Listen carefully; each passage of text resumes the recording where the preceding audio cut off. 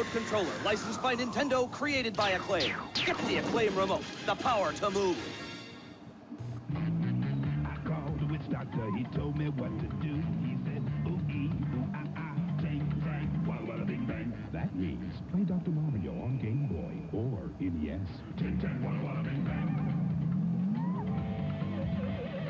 I beat the witch doctor, and this is what he said. He said, ooh-ee, ooh-ah-ah, tang-tang, walla-walla bing-bang, ooh-ee, ah-ah. And then he struck my head. Word. What is the word? To the moon and word. Everybody trying to guess the word. I said a word. What is the word? Word. Nintendo introduces Anticipation. It brings the board game into the video age. You gotta have fun, play along. Word. Guess the word. Word. Anticipation. Now you're playing with power. Word power. Yes, video game review! So, okay, last week Harley and I reviewed Ultra Enviroman. Whack to the curb. It has got to go. So today, we're gonna take a look at Battletoads. Rocky! That it is, I mean, they got Psycho Pigs and Turbo Thwacking. And with kick fighting, surfing, babe shaving, how can you go wrong? Your kid's a freak for Battletoads and these other games from Trade West, Nintendo Entertainment, or Game Boy systems required.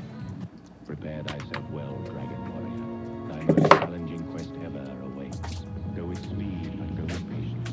Seek out an arsenal, a dragon's scale, a torch, and magic herbs. Use wisdom and cunning to choose thy commands, for the Dragon Lord is a fierce rival. Horrible and treacherous minions all guard the evil one's island cut. Are they ready, young one? Yes, you are. And so begins a new epic, Dragon Warrior. Nintendo, now you're playing with power. You better get ready for the most challenging Nintendo system ever. Ready? Let's do this. The new Power Pad. It's only available in Nintendo's new Power Set. Now you're playing with body power. You can run, jump, faster, higher. The Nintendo Power Pad puts you in total control. You are the game. You are the power. Now you're playing with power, body power. Using the Power Pad, Control Deck, Zapper, and 3 games only in Nintendo's exciting new Power Set. So I'm flying around the planet Mexamorph, minding my own business when this flexi snake gets on my tail. I say, hey, buddy, I'm just trying to do a job here. Next thing I know, he slams my pod into a piston pumper, and I'm toast. Now I gotta fly this jetpack to the mothership and get a new pod. Then I gotta keep searching for this golden warp ship thing scattered over like 12 planets. Give me a break. What kind of sicko thought this game up? I gotta go. Solar Jetman, moved from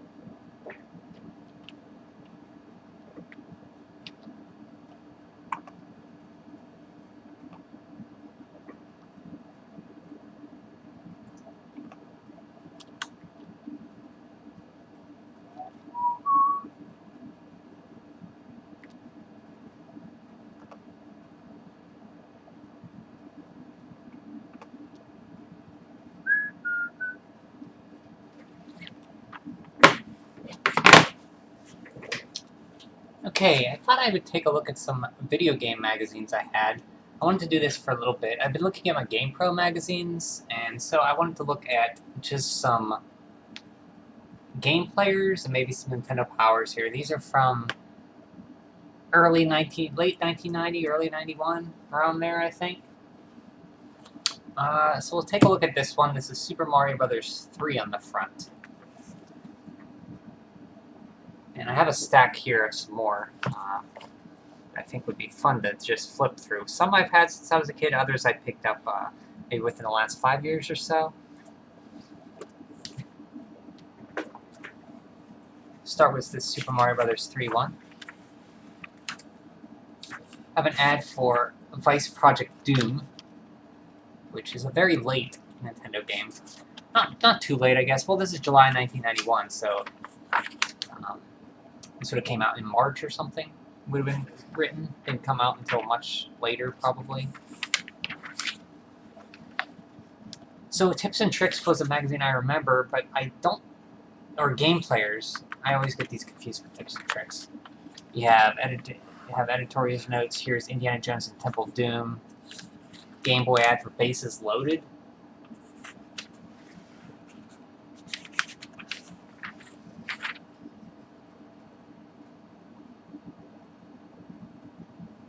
Right around the time this issue of Game Players comes out, Nintendo will be unveiling the American version of its 16-bit video game system at the Summer Consumer Electronics Show in Chicago, known in Japan as the Super Famicom and designated to be called the Super NES everywhere else.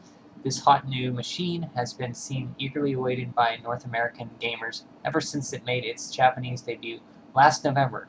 It's scheduled to reach U.S. stores on September 1st. So, I was really excited for this. In fact, I had my only birthday party my mom threw for me. I had just because I wanted a Super Nintendo so bad. My birthday was in November of this year, and I wanted to have it for a reason to get money to get the Super Nintendo, which was $200 at the time. Just so happened I got exactly around $200. So I got my Super Nintendo fairly early in around November 1991. And it came out on August or September around there. So I was very excited to get it so early. I think with it I got, of course, Super Mario World came with it. The first games I got SimCity, F-Zero, ActRaiser, Super Castlevania 4. Were the first games I had for it. Here's an ad for Sonic for Genesis. Nice ad.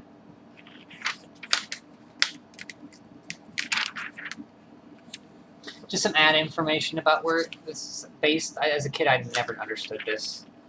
I was like stuff in comic books at the beginning where it was like the letters and like publishing stuff. I was like, what's this have to do with comics?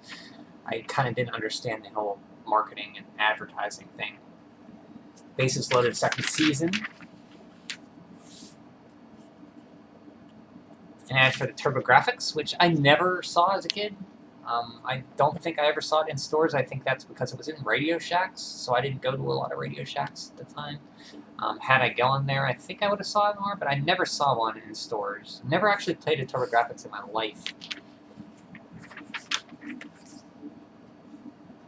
TMN2 Fall of the Foot Clan. Here's a secret trick for everybody who has Teenage Mutant Ninja Turtles Fall of Foot Clan for Game Boy. When you're in the configuration screen, hold down the A and B buttons at the same time and press select and A. It will appear by 5 of the stage select rows. Choose it and press start.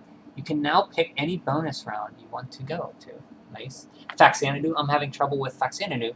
I can't find out how to use the battle helmet. Whenever I get shot at by magic, I lose a lot of energy. How can I use the battle helmet? You must have the battle suit in Dragon Slayer. Ah, yeah, I kind of remember that now. Dragon Slayer sword as well as the battle helmet before you can equip anyone with it. So you have to have the rest of the equipment before you can equip it. Shadowgate, another game I have nostalgic feelings for. Super C. Here are a few tips for Super C. NES for a sound test, press and hold the A button and B buttons, then press start during title screen. Oh, Valis 3. I actually beat this within the past 2 years or so. Very fun game. The only Valis game I ever played. There is a Super Valis 4, I think, on the Switch eShop, which I played a little bit of it, and it plays like it. But this was a fun game. And you play as a female, which is kind of nice. Final Fantasy. Several months ago, I received the NES game Final Fantasy as a present.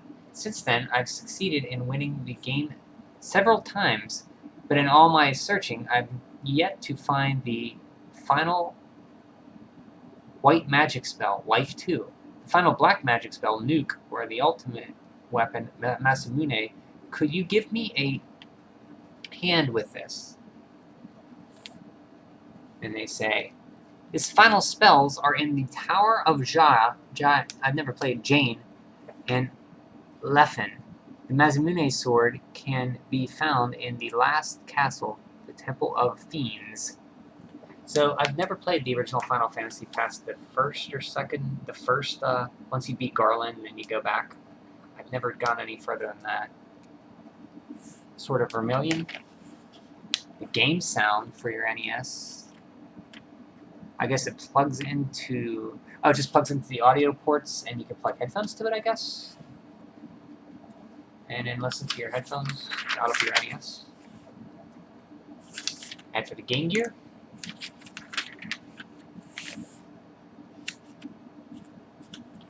secret specs of Atari 16-bit Panther. 16-bit Panther.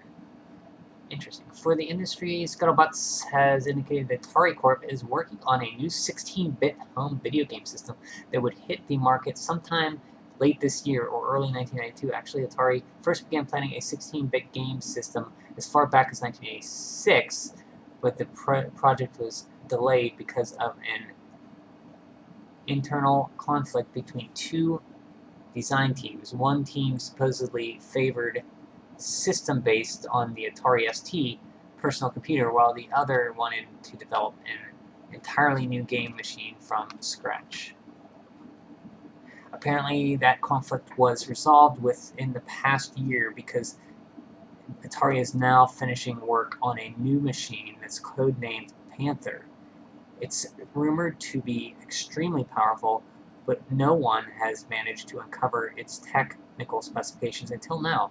Game players recently learned from reliable sources this information, suggesting that the Panther may be the most powerful home video game system yet. Panther is most impressive, featuring its huge color palette and a very fast computer chip. Sources say that the Panther can display more than 256,000 different colors, about 8 times as many as Nintendo's 16-bit Super NES, Super Famicom, and 4 times as many as SNK's Neo Geo. Like other game systems, however, the Panther normally can't display all of its colors on the screen at the same time, but most screen modes are said to be capable of handling at least 256 colors simultaneously. The Panther's standard TV's resolution is said to have a resolution of about 320 by 200 pixels compared to the most common screen modes of the other 16-bit game systems. Inside the Panther's, sources say it is a Motorola 68000 processor, very common CPU at the time. I think it was in a Genesis as well. SOAR chips similar to those used in the Neo Geo and Sega Genesis. The 68000 chip in the Panther is said to be between as fast as operating at a clock speed of 16 MHz. By comparison, most Apple Macintosh computers are powered by 8 MHz 68000 chips. So interesting about the Panther. I don't think it ever came out, or we even saw a prototype of it. I never heard about it. This is quite a surprise. These guys think Guy Aries is awesome. And then they're talking about GamePro and Electronic Gaming Monthly. Must have reviewed it pretty well.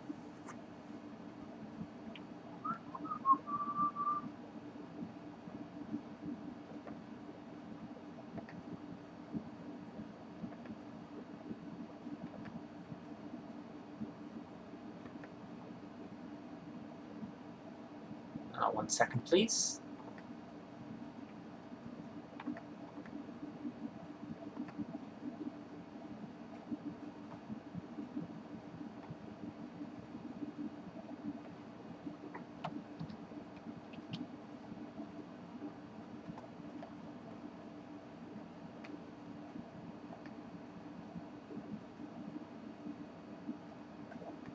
Okay, sorry about that.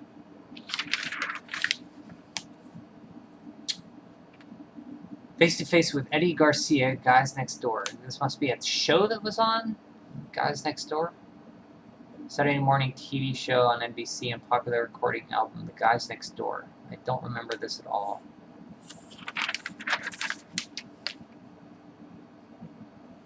Nintendo News, Super NES News. By the time you read this issue of Game Players, Nintendo will have already officially unveiled the Super NES December Computer and Electronics Show. By then, everyone at his brother will be talking about it, eagerly awaiting the day when it'll be hit the store shelves, which is currently slated for sometime this fall.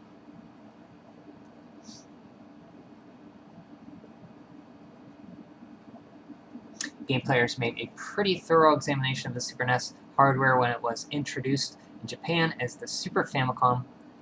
However, hard facts about the screen resolution, number of available colors, and how many sound channels this machine has don't really answer all the important questions of how it will play.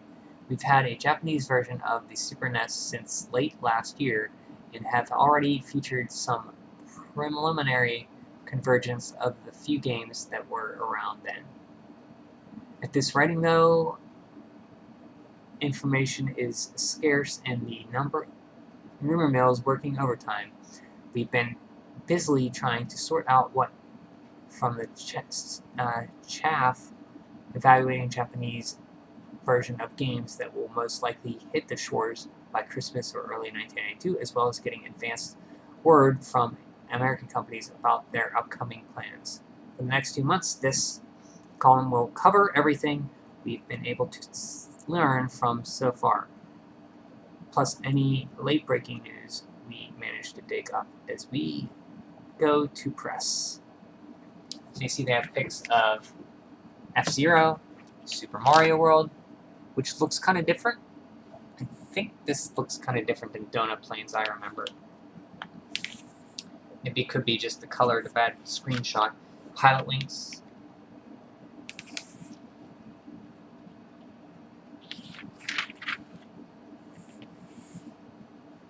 Final Fight. Go. Now, these screenshots, looking at them as a kid would have been mind-blowing, because we've only been playing 8-bit systems. For me, I've only been playing 8-bit systems then. The Genesis has only been out for a year or two, since '89. This is like '91, so 2 years. I didn't have a Genesis, so seeing these big sprites and that realistic golf ball blew me away. Here's an ad for, they're talking about Game Boy games. Here's RoboCop for Game Boy.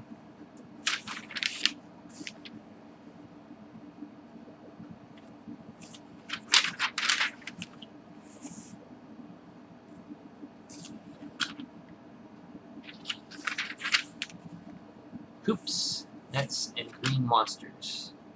PC players, Wayne Gretzky 2. Here's an ad, a card to subscribe. I don't know how much it is. 1 year subscription, 12 issues will cost $17.95.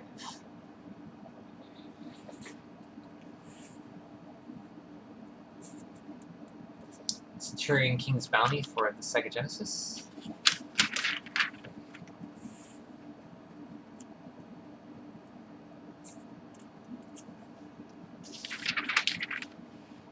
Amiga players. For the Amiga, whatever that computer was, home computer. Tailspin for the Genesis. Or this is for Tailspin for the TurboGrafx, sorry.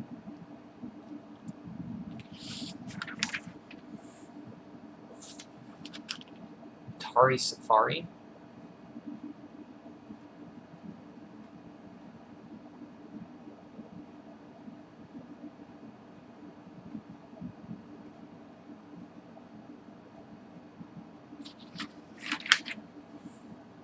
Indiana Jones and the Last Crusade, Nintendo Game of the Month. One I've never played.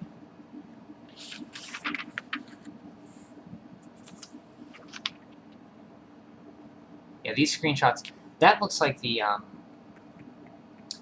Great Adventures of Indiana Jones for Super Nintendo. There's a scene where you fight the Nazi on top of the tank like that. Pretty decent graphics for NES. They had some kind of pixelated movie stills.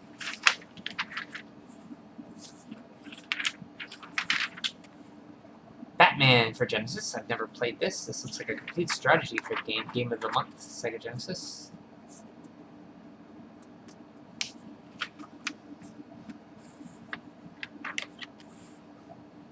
Roger Wilco for PC, I'm guessing.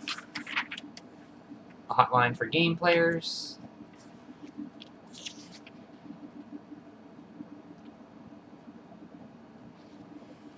So I wonder if this game,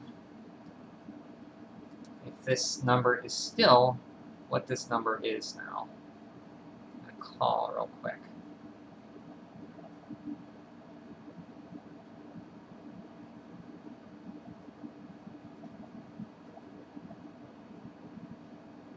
Welcome to Verizon Wireless. Nothing. Your call cannot be completed this time.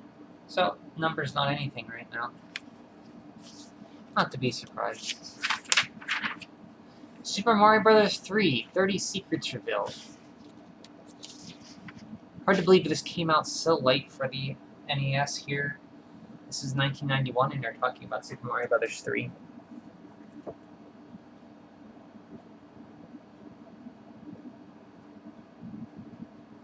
Excuse me. To get a drink. So late for the NES, I should say. 1991, the last great big NES first-party release. I think it came out here in 1990. 90 or 91, one of the two. Just nice little pic screenshots telling where the hidden items are.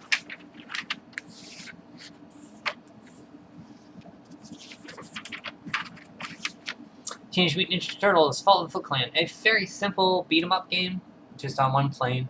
It's fun. Nothing great, nothing terrible. It's just a fun game. There was actually 3 Turtles games on the Game Boy. The first 2 were much like... The second one was much like this first one. The third one was more of a Metroid exploration type game. Very fun. Very hard, but very fun if you can play it. You have to save each turtle, and each turtle has their own special moves. It's called Radical Rescue. You start out as Michelangelo, I think. Like Michelangelo could spin his nunchucks and float. Donatello can use his staff or something. I forget what it is. Raphael has something. Leonardo has something. They all have different abilities.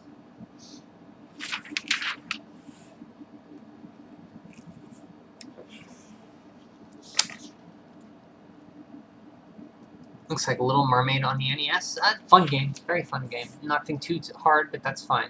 It has enough challenge. It's not a cakewalk either. But it's nothing that's going to kill you.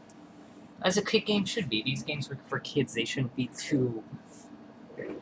I don't understand why they made them so hard. Laser Invasion, I've never played. Hardball, I remember that being a computer game. This must be the Sega Genesis port.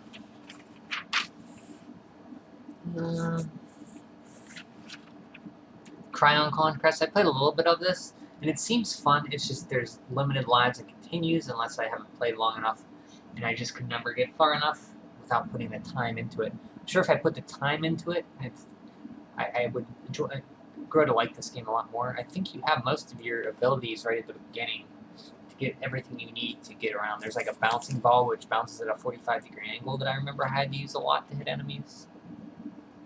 F1 Race, this is a link cable supported Game Boy game. You can play 4 people, I think, up to 4 people. The Adventures of Lolo 3. I like these games, but I'm not very good at them.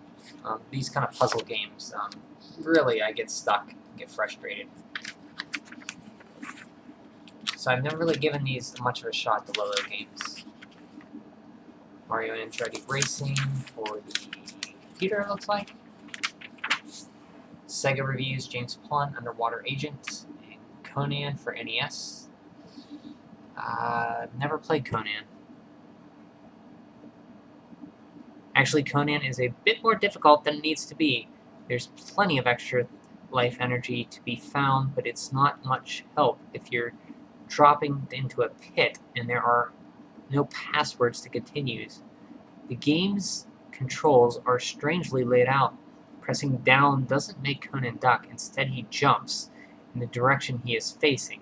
Some of the backgrounds are nice, the graphics generally aren't quite up to par. The idea behind the game is somewhat unique, but the idea, unfortunately, isn't carried out very well. So they're saying, nice ideas, doesn't execute it very well.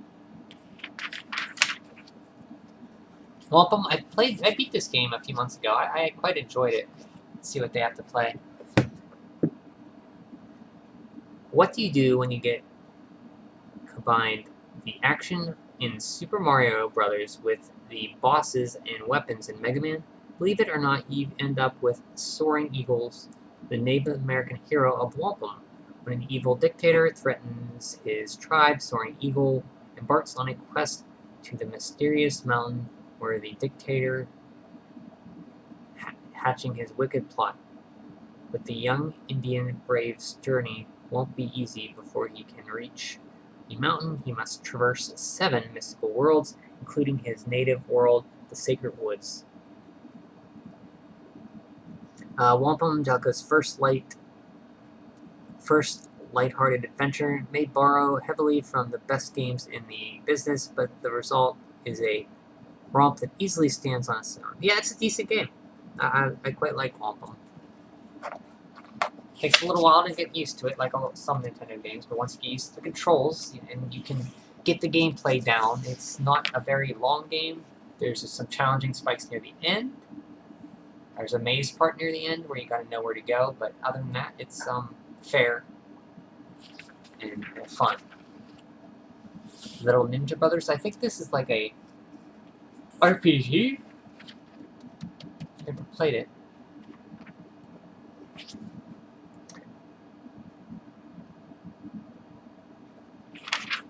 I had to buy games, The Punisher for Game Boy, Hot 100 episode guides, Guidepost Castlevania 3, Dracula's Curse goes back in time to the beginning of the Belmont family and the start of the troubles with Dracula. As Trevor, an ancestor of Simon, the star of Castlevania and Dracula in Castlevania 2, you must stop Dracula from conquering all of mankind. Good graphics and action make this prequel a worthy addition to the Castlevania series Konami for NES. These are basically little previews of games coming out, I think. Balloon Kid for Game Boy, that's fun. Bonk's Adventure for Turbo Graphics. Double Dragon 3, The Sacred Stones. Castellina. Dr. Mario. Castle of Illusion starring Mickey Mouse.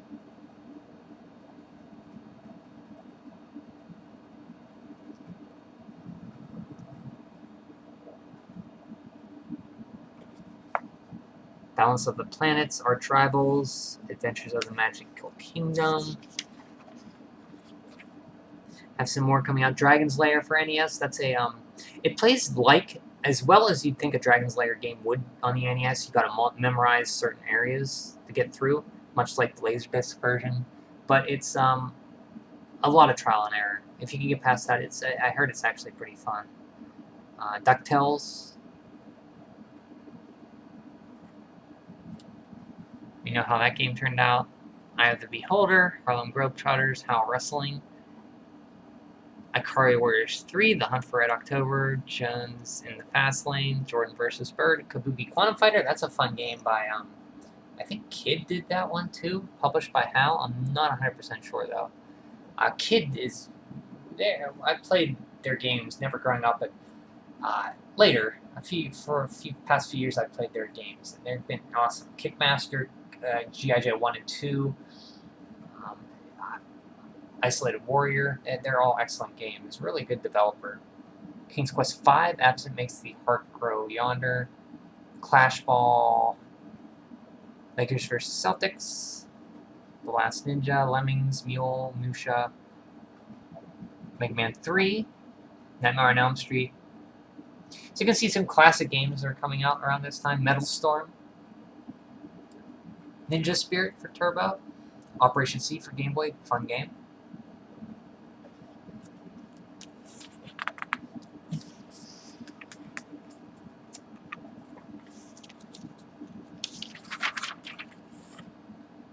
Prince of Persia, PC, The Punisher, PC, Scat, NES, Shadow Blaster, Skater Die 2, NES, maybe computer as well, Silent Service 2,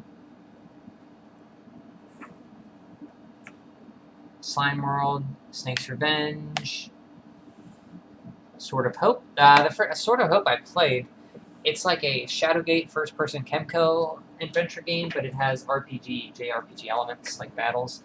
I liked it, but there was a point where you can get permanently stuck and soft lock yourself unless you know to win you have to win a certain fairy quiz, and if you don't, you can't progress. And I think that's pretty bad. I was able to get past it by looking up because it felt like if I didn't pass it, something would happen. And I'm glad I did because I would have not been able to finish the game. Teenage Mutant Ninja Turtles 2, the arcade game. Wing Commander. Unreal.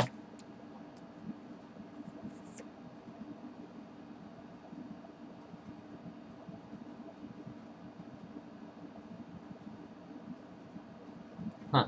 Unreal. I thought that was a PC game. I was like, Unreal, this is 91. Why is that? That didn't come out until like 98. That's a little early, but that's a different Unreal game.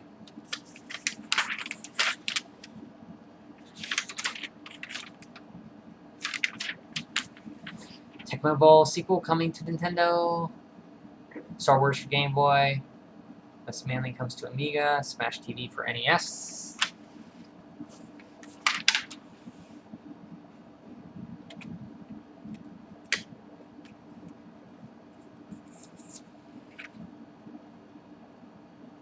New NES adventure from LucasArts and JVC. New Indiana Jones adventure. Strategy title for Game Boy.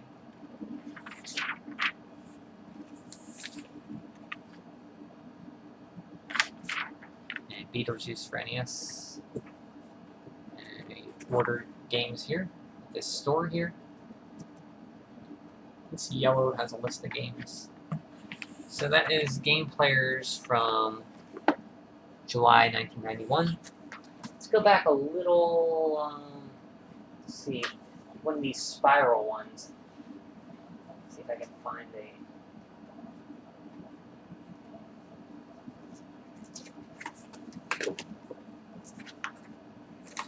This is a editors of consumer guides. More strategies for Nintendo games. So now I don't know what this is supposed to be on the cover. Is that supposed to be Solstice, or what's this big bird here? What's this plane? I have no idea. These are inside. You see Castlevania 2, Double Dragon, Guerrilla War, fun game, Gyrus, Iron Sword, Wisdom Warrior 2, Iron Tank, Mega Man 2, Ninja Gaiden, Q*bert, Sky Shark, and more. It's by the people of consumer guides. Even they got into magazines for games.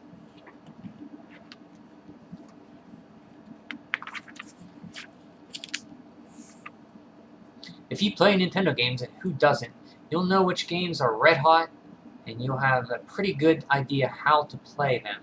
But you probably like to play faster and score like a pro.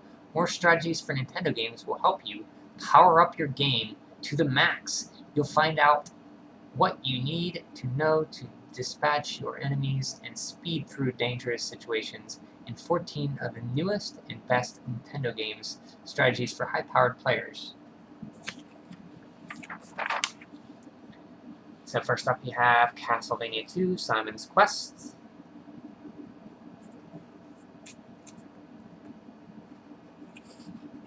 The screenshots aren't too bad for being taken off a TV before capture. You have to just take the screenshots. I guess these are how they're doing them. Again, a strategy. Before you start playing this game, you need to remember one important fact. The rules you learn to beat the first game don't apply here. You'll still need a quick hand to defeat attacks of the undead, but you also have to discover hidden items and learn to use certain implements to get where you want to go and to do what you want to do.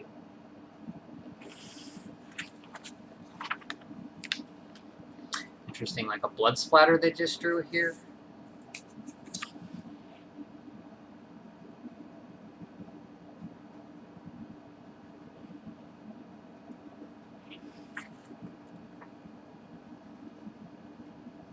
Using codes to start the game with all power-ups. Double Dragon. I can only make it to the last guy on this game. I never beat it. I made it to the last boss fight against this guy with a machine gun. I never got past him. He had like a one-on-one fighting mode, which was kind of cool before Street Fighter. Or I should say Street Fighter 2.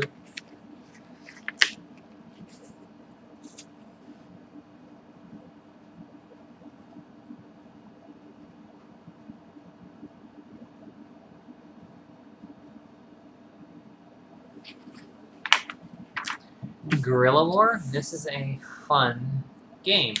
It has unlimited continues, unlimited lives. You start, if you die, you start where you died. It's 2-player co-op. It's just pure action, shoot a bunch of guys. It's a much better Akari Warriors. It's a fun game. If you ever get a chance to play this with a friend, play it.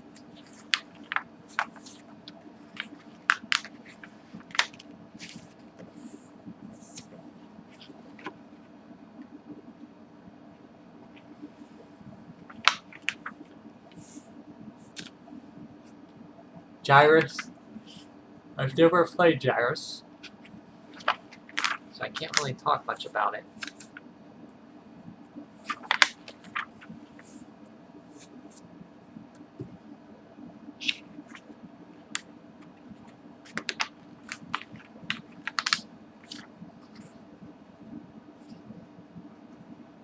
Iron Sword Wizards and Warriors 2. I think every kid played this growing up. I think I rented it from Video Visions, my local near video store. I never liked it. I could never control it too well. I think I never gave it the time it deserves. The Wizards and Warriors games are ones I've never really played, and I would like to try maybe the first one. I heard that one's pretty good and forgiving. This one's a little tougher from what I hear.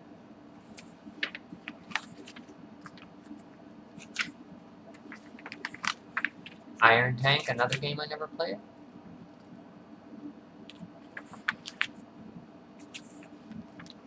Mega Man 2, I think every kid then had played this or had it or knew somebody who had this game. This is my first introduction to the Mega Man games. The one I still find when I beat the most, probably the one I remember the most, best. Very good game.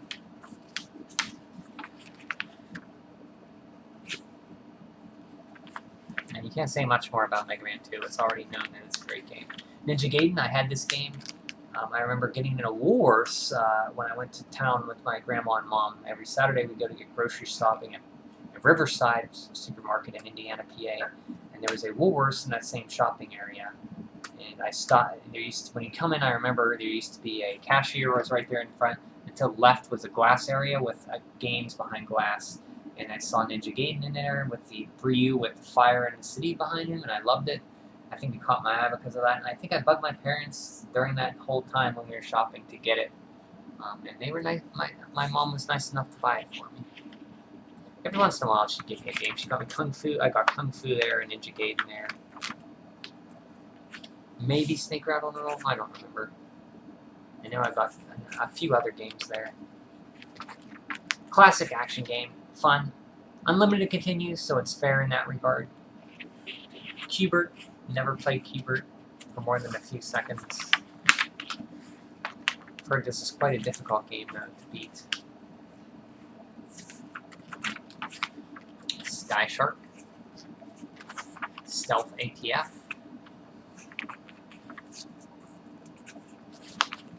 Super Mario Bros. 2, my favorite Mario Bros. Game on the NES. I love this game. I think it's partially because I think it was the first Mario game I played on the NES. I had a friend in 3rd grade who had an NES with Contra. I remember playing that. And I remember playing Super Mario Bros. 2. And I think I played this one before I played this first Super Mario Bros. So I always loved this game. I love it. Yeah, I love it more than Super Mario Bros. 3. I like this game a lot. A lot. Very nostalgic to me. Three Stooges, I've never played. I think it plays out like an episode of, like there's parts in the here were based on episodes of the show, of the TV short, of the shorts. Zelda 2, The Adventure of Link, very fun game, challenging but fun, very fun. Very early RPG-ish when a lot of kids didn't know how to play RPGs. Now I think it stands out, and it's a lot well respected now. Or no, I'd say people do not like this game much. I can't remember people not liking it growing up though.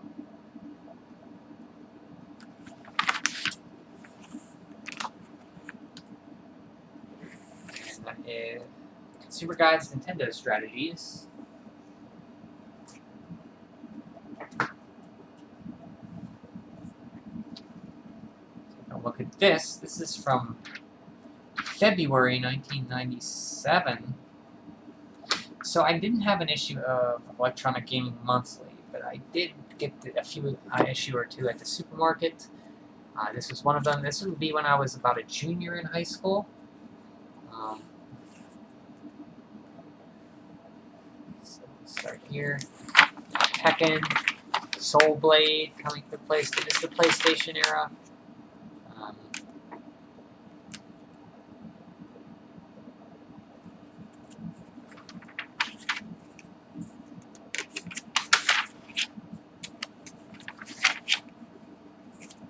Incredible Hulk.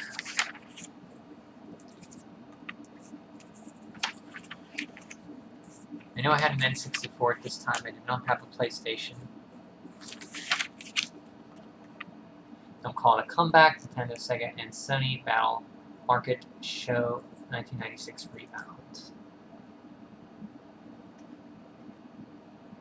So you can see 16-bit software, hardware, 32-bit, 64, 16-bit, even in 1997. Even in 1996, I should say, 16-bit was still the predominant seller. As you can see by the yellow here, it outsold 32-bit 64 by a lot because this is 1997. N64 just came out. The PlayStation's been about 2 years old. Very, very telling that 16-bit was still number one.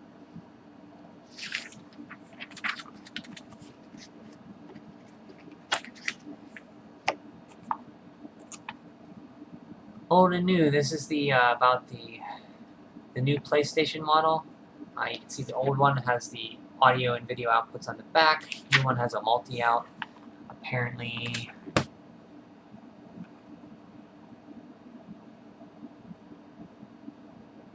but even Sony found ways to shrink the main board size by 20% in a new model.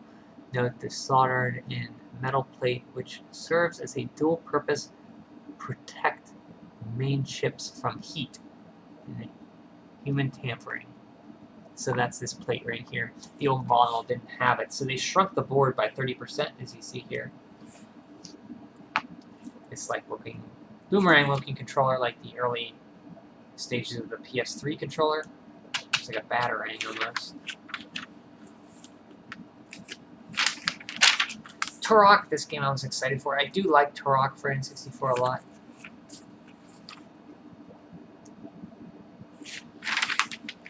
Tomb Raider. Overall, I remember looking at this list a lot. EGM's top 10 pick of the month. Overall, Street Fighter Alpha 2 for Saturn. Super Mario 64, number 3 for N64. Tetris Attack for SNES. Fun game. I never played that until it was on the Super Nintendo as Paddled Upon. I really like that game. Dragon Force for Saturn. Wave Race 64. Tekken 2, Suikoden. Shadows of the Empire.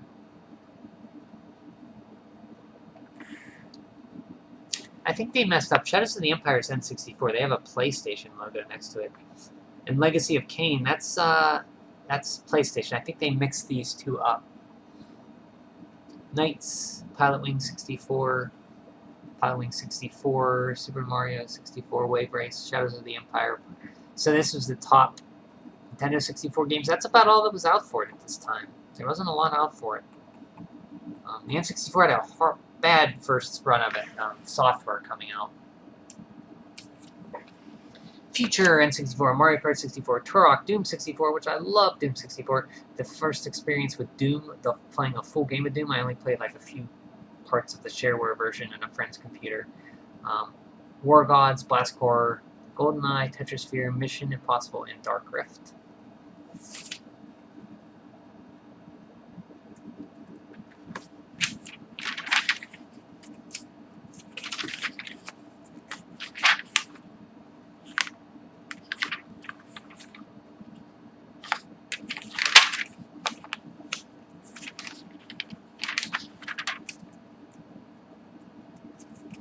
Legacy of Kain. City of Lost Children. Perfect Weapon. A lot of these games I haven't heard of or played. During this time, I was into the N64 and just basically what they had coming out, which wasn't a lot. I didn't have a PlayStation until much around 1998, 99, I think I didn't get one. So a lot of these games flew over me in my head.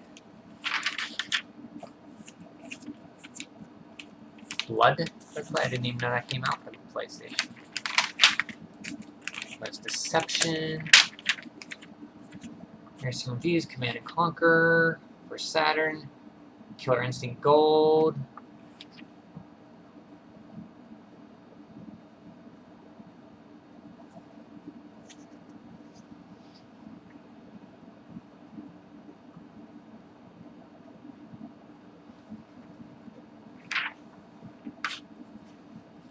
Dark Savior, Area 51.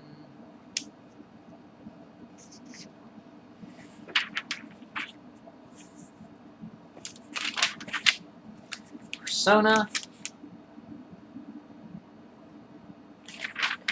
Dragon Force. Donkey Kong Country. Pretty good reviews.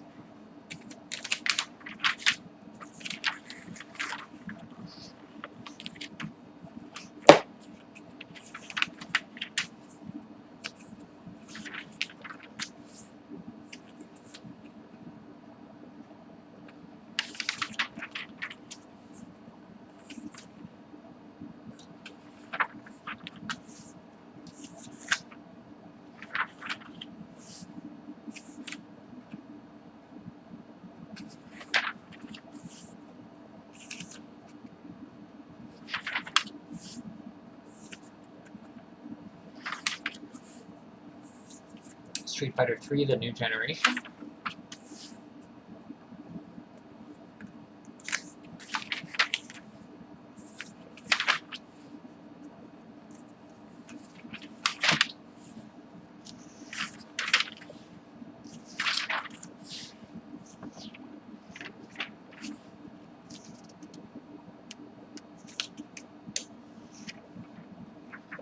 Odyssey 2, really? This late? Oh, wait, no, this is a retroactive. This is about retro systems. Okay. So you're talking about different retro systems. Atari 2600, Atari 5200, Atari 7200, Atari controllers, Odyssey 2.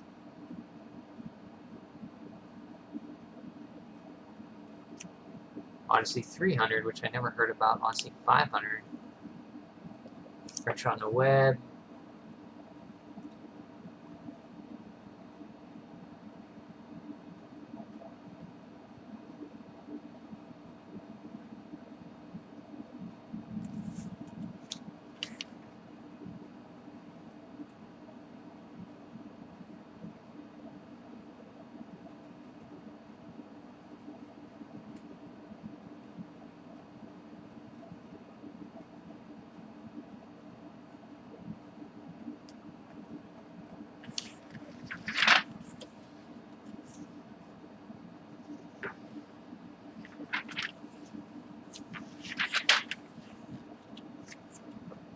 Shinkai 64DD,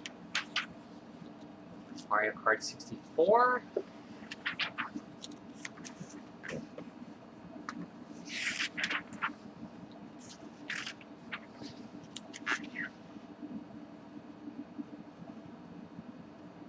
Mega Man 8,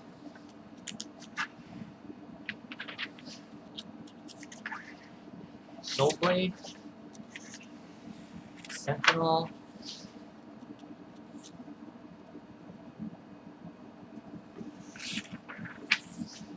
Spider, interesting,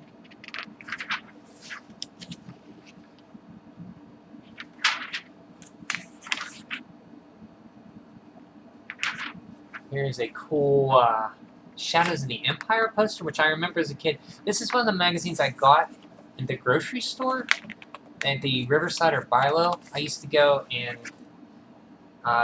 so this is 1997. I was 17 at the time. So this is N64 era, like I said, and this is a cool. I remember looking at this poster, thinking it was pretty cool, even though I wasn't really big into the Star Wars. It's funny, and I remember this. I think I had this one on my room wall as a kid. Kind of remembers. It's just an ad for Mario 64, the growing library of N64 games. Hey, Major T, welcome, bud. How's it going this evening? Good to see ya. Hope you're doing well. Just looking at some old magazines, I kind of got in a nostalgic mood. Just went through some game players and a little strategy. Nintendo, we went from 1990, 91 to 1997. And this is one I had as a kid, and it's bringing back really fond memories of my days with magazines. This is a pretty good poster. I do like this poster. I never played Shadows of the Empire. Wait, I did play it a little bit. Here's a tips guide for Shadows of the Empire. Yeah, it's like a magazine display, I guess. I just pulling out some magazines to take a look at. I thought while I'm doing it, I might as well throw it up here. Be cool to talk to some people about it. Watched a movie with your dad, showed him a future YouTube vid, and he went to bed, so I'm now setting up to do some editing. Cool, man. What movie did you watch? Hopefully it was a good one. Setting up to do some editing on your latest video, I take it? My night's going pretty good. I just got back visiting the parents, had a nice meal. Parents are doing good.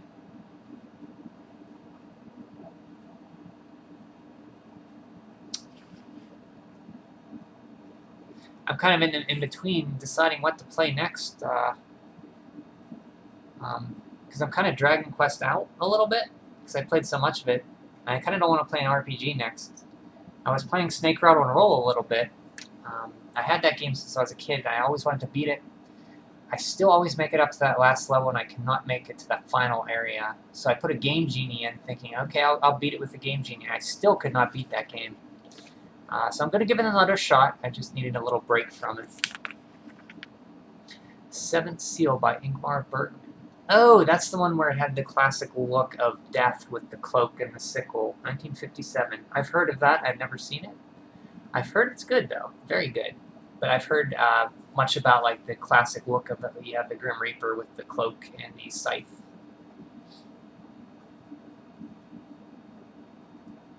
And I have a library up near me that has a lot of movies I should actually take advantage of more. Has all kinds of stuff up there. I bet you they have it. I could rent it. I have not watched a movie in a while. Has to be about a year this last time I watched a movie.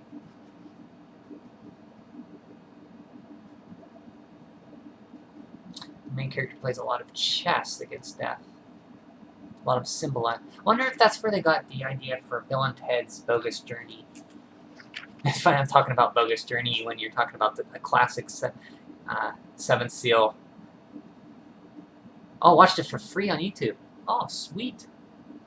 I did not know that was up there. Must be in the public domain by now, then. I hope you liked it. Or your dad liked it. Is that the first time he saw it, or did he recommend it to you? Thank you for the tip on the Japanese site, by the way. I always wanted to learn a little bit of Japanese because, you know, playing video games, you always think, oh, it'd be cool if I could learn Japanese just to play games, but it'd be cool just to know Japanese, know another language.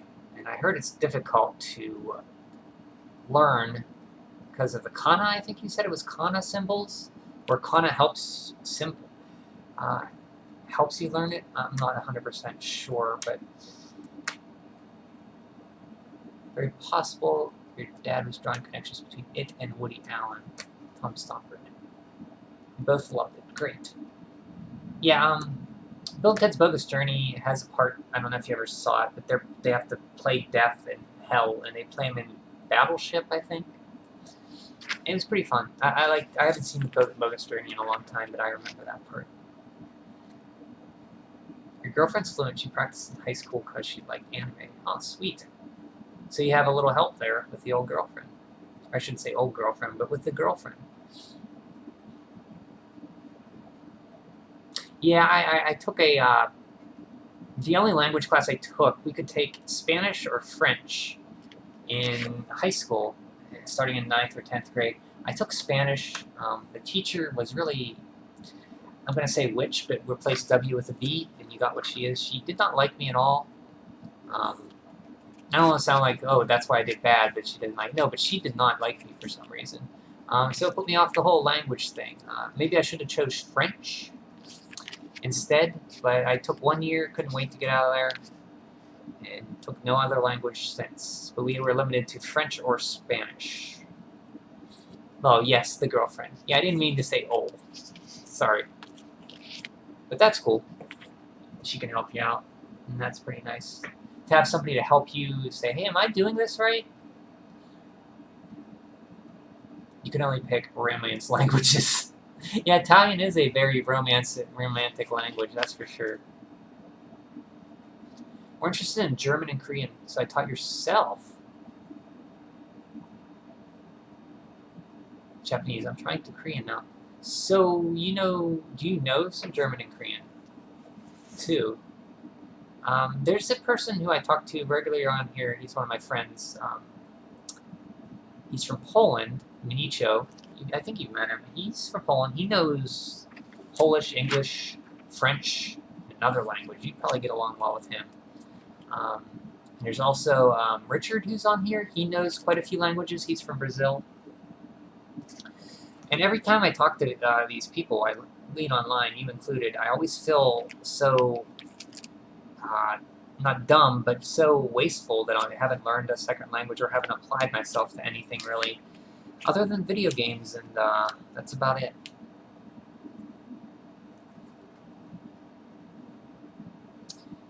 So how's Korean going for you then?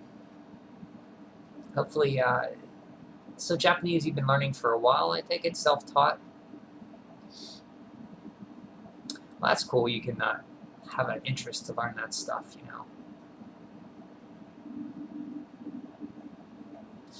You want to learn too many things. I can see as that's a problem.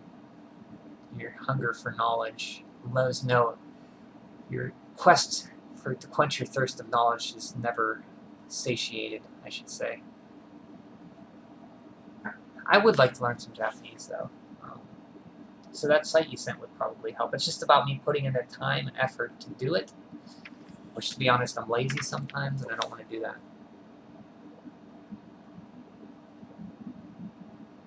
My passion is video editing, so it's hard to commit to learning a language. Top of that, and your job, too. Yeah.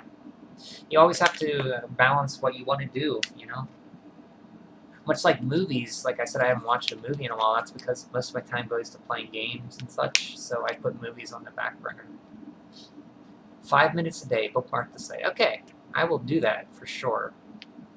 Hopefully, I looked at it at beginning. The first one you linked me to is the tests. I think there's another beginning step where I should check it out, or maybe they'll start off a little slow. One of the Klana strips down in 2 weeks. Just one in 2 weeks. I can give it 2 weeks then. See how it progresses.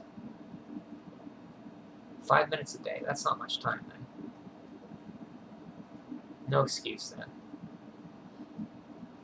There's some things in life like, I used to play the saxophone and I gave that up in elementary. I wish I would have kept that up. Like guitar I used to play, I wish I would have kept that up. Go through each of the links on the side and you get the gist of it.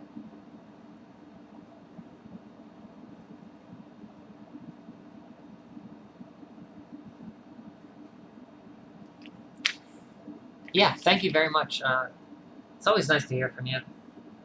And like anybody really on here. Because I don't have many people to talk about games and stuff, or just general anything. So, you know, when you're secluded, it's nice to talk to, you know, people who have the same passions as you.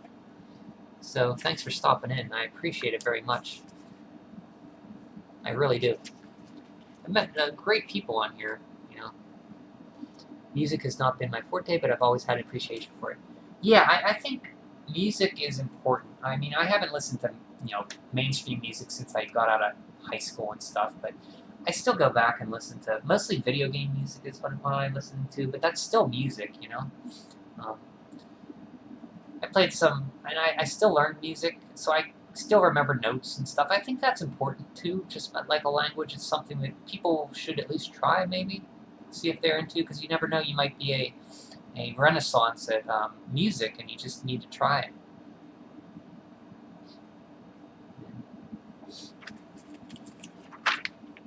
Some people have a hidden talent. They just never get to try. Independence Day. Oh, this movie was huge. I remember I saw it twice around then. I loved it. I thought it was one of the greatest movies I've ever seen. I haven't seen it since. This is the game for PlayStation. So this right here is like early... This is 1997 EGM majority. So they're into the early N64, Zelda 64. Ocarina had not come out yet. Mario Kart 64 wasn't even out yet, I don't think. It may have just came out, I'm sorry. So the PlayStation was still up and running. I didn't get a PlayStation until around 98, 99, around there. So I got it pretty late. So a lot of these games in here, focusing much on the play, I have blind spots of. Like Resident Evil 2, my friend, who I mentioned in that reply to you on the video I had in 3rd grade, where I first saw the NES, he had this game, and I could never get into it too much. I never really gave it too much thought, or time, really. I still haven't played any other Resident Evil game but 4. This is PlayStation behind the screen, Arcade's Greatest Hits. This must be a Namco collection, I'm guessing. Pegasus Prime, never heard of that. So a lot of these games are run. Crow, City of Angels. I remember Crow, though. The first movie, Brandon Lee's last movie, I think he got shot. There was supposed to be blanks. I think the gun was loaded with real bullets. He got shot on the set. Very tragic, because he was pretty young. Brandon Lee was Bruce Lee's son. I remember The Crow. Everybody liked The Crow back then. I never saw the sequel, and I heard the game was bad, but I never played it. Brahma Force? Never heard of this. Lost Touch Jays. Hello. Welcome. You remember buying these magazines at Babbage's and other game stores. I look forward every month getting the latest news from the game world. Would read it cover to cover in your car. Yeah, man, that's what this is about. Like, I felt like I have quite a few of these old magazines. Not a lot of EGMs in 1990 or late 90s, but I have a lot of early 90s, mid 90s, and Game Pros from 94 up to 2007 or 8, I think. A lot of these I picked up just at supermarkets growing up. But I remember Babbage's quite a bit. I think we had Electronic Boutique and then Babbage's before they all bought off by GameStop. A lot of these are just fun to look at for 5 minutes and get nostalgia rush. So yeah. I used to buy them at grocery stores. We had a Riverside or Buy Low. I used to go with my parents. The earlier ones, I used to pick up, browse through the section of the grocery store. So thanks for stopping in, Lost Touch. This is actually, I should actually show that this is a 1997 issue, EGM 91 from February 1997. So this is late or early PlayStation, early N64 era. So this is right around the time Mario Kart 64, I think, came out. So your choices of 64 games at that time were like Pilot Wings, Mario 64, Mario Kart 64, maybe Blast Corps, and a few other games. Yeah, Independence Day was very mass-marketed, JRT. I remember it quite well as well. I think I loved that. Like I said, I love that movie so much. I haven't seen it since, but I saw it twice in theaters, and there wasn't a lot of movies that I'd want to see twice in theaters. But it was very heavily marketed, yeah. War Gods, I remember this being touted as a N64 fighting game. And was it on PlayStation as well? It was on PlayStation. It might have still got ported later to the N64 that I'm remembering. Lunacy, A Tale of Two Cities. I've never even heard of this game. Saturn. I didn't have a friend who owned a Saturn. I did have a friend but he was a friend I never really, he was like a friend of a friend, so I never really saw him much. And he had a Saturn, and I think he had Knights and Doom for it. My first foray into Doom was the 64, Doom 64. I wanted that so bad because I wanted to play Doom.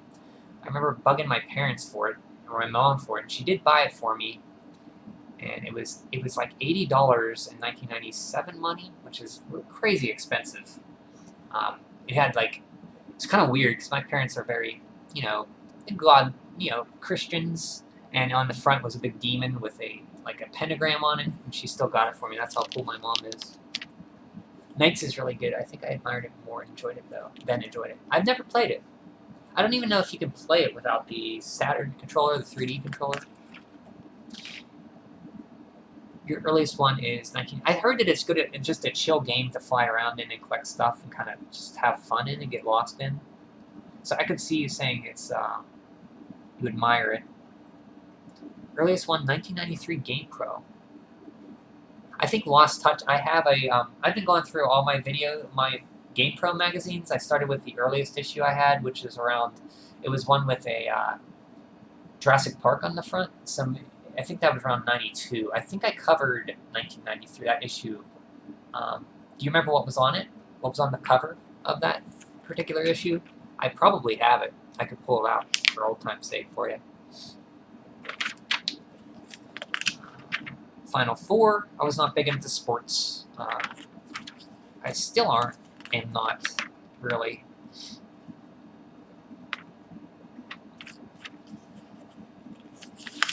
Let's see, here we go. Sports games. Unless you see something you want me to look at, I'm just going to browse through these ones real quick. Betters of the month. Is the video game market doomed? I wonder if that's a play for Doom. As a 27-year-old gamer, I have seen games and systems come and go. I can remember when Pong was an arcade machine. I have watched both arcade games and home games evolve and have taken notice. I'm reading these upside down because of the camera. I can't flip it, so it's kind of hard for me to read this. What types are popular at the current time? We have had the single-screen shooters, Space Invaders, the single-screen platform games, Donkey Kong, side-scrolling shooters and platform games, and most recently 2D and 3D fighters. Of course, there have been various types of driving games. Remember how realistic Hard Driving was when it first showed up in the arcades? The current rage appears to be the first-person corridor shooter. The game companies are really milking this craze. After all, corridor shooters are a dime a dozen these days. Were they a dime a dozen in 1997? I don't remember them being that common then. I mean, you had Turok, which was just coming out. You had Doom, Blood, Duke Nukem. Am I missing any other ones? Quake, I think. Doom and Quake. I guess you could constitute that as a lot. Ever noticed all these great ones come from id Software? Now with Super Mario 64, look for the 3D platform games to take off. My question to the game developers is this. Which the current popular genre of games becomes old news, what will you come up with to recapture gamers' interests now that the third dimension has been truly captured on video games? It's only a matter of time before developers run out of new groundbreaking ideas. When the 128-bit systems come out, you will have better graphics, performance, but you will be approaching the point of diminishing returns. This guy is forward-thinking. The next level will be whether virtual reality becomes affordable for the home gamers. I don't see that being a few years away. There could be a near collapse of the video game industry in about 7 to 10 years. So this guy thinks around 2007, there's gonna, or maybe I'm gonna give him 2010, there's gonna be a collapse if they don't innovate, like which occurred during the 1980s. Good insight, Mr. Davis. It's scary when you notice all the little notice all the mediocre games that are out on the store shelves these days. Looking at them all, so that they don't really get into it too much. So this guy posed an interesting question. That guy's really looking forward to, wasn't too impressed with the corridor shooters. He did call the platformers a little bit. There was a lot more 3D platformers that came out. I wouldn't say there was overabundance of them.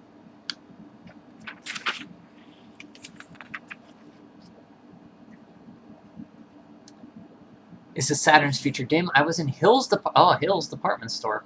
I remember you could go there and get a pretzel, and there was an arcade machine. And they had popcorn, too. They had a sign which said that the Sega Saturn has been discontinued, and they would no longer be stocking the machine. But the Saturn has not been discontinued. It's just Hill's department store, which Mr. Suggs Jr. told us was comparable to Walmart, that stopped selling them.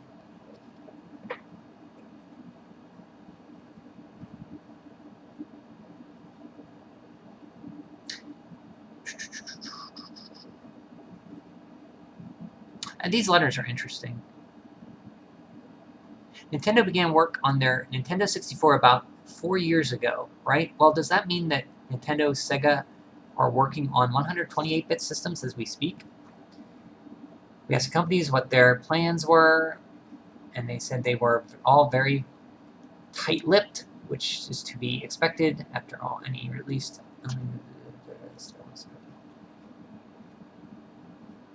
A translation, yes, they are probably already working on them.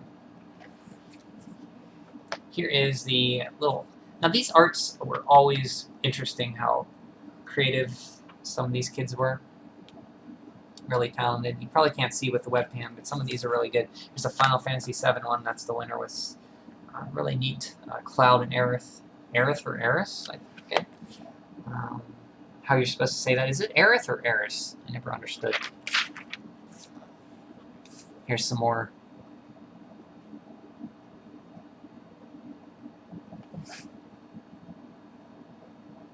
Neo Geo's CD games. And so this must be an import game shop. Yeah, import games.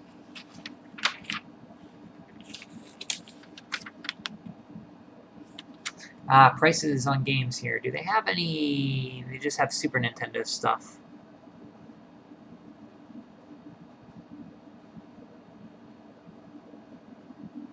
Let's see if I could find an expensive one here.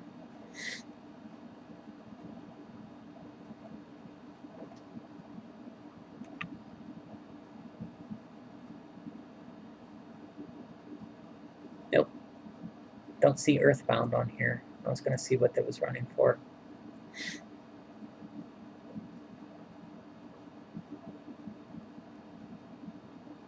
Final Fight 3, that was $50. It's interesting to see the prices of these games. Funko-Land, remember Funko-Land? My sister worked at a Funko-Land for a little bit out of college, or during college, during this era. I asked her about it. She didn't really know much about it. She wasn't really into games. I think she just needed a job. So that's EGM, February 1997. Let's see, what should we go to now? Let's see.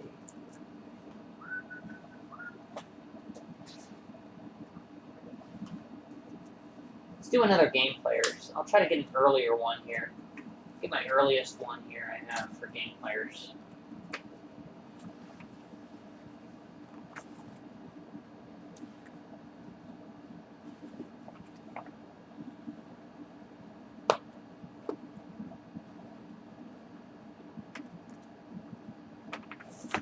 That would be November 1990 here, with the good old Teenage Mutant Ninja Turtles. This one I did have as a kid. I remember this cover. This game right here, Mondo's Fight Palace. This screen, I'll never forget this screen. Okay, Majority, thanks for stopping by, man. Nice talking to you.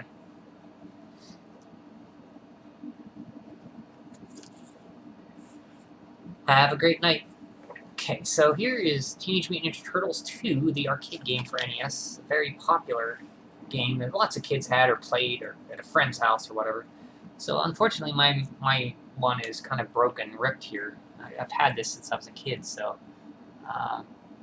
Mad Max, Glow G-Man, Kicks, Pictionary, Arch Rivals, Back to the Future, Shinjin the Roller, Magic Kingdom, Psychosis, Afterburner, and Earth Enterprise. Here's an ad for Swords and Serpents. I heard this was a relatively good first-person dungeon crawler on the NES, actually playable.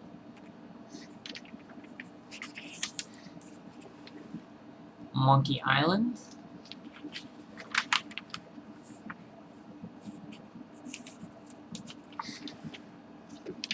X-Men. This is for PC, I think. Paragon Software.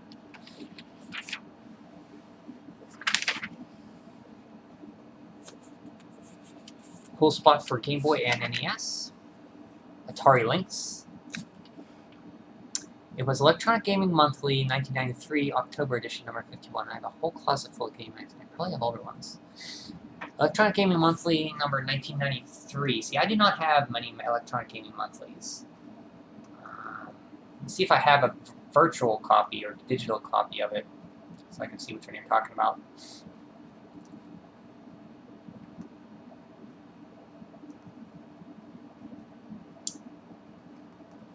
I mostly had GamePro and Nintendo Power and like some off-brand ones here and there. Electronic Gaming Monthly, 1993. October edition.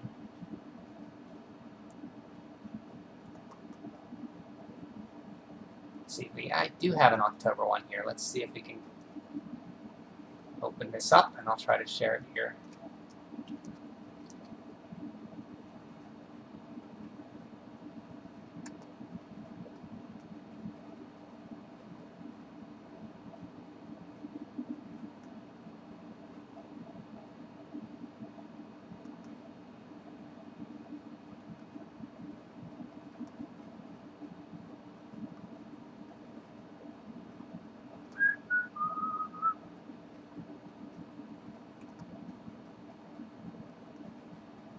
Is this one here?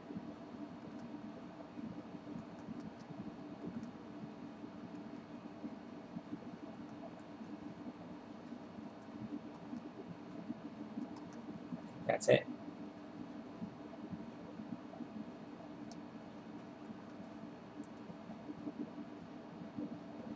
I have a whole closet full of them. I don't have many AGM.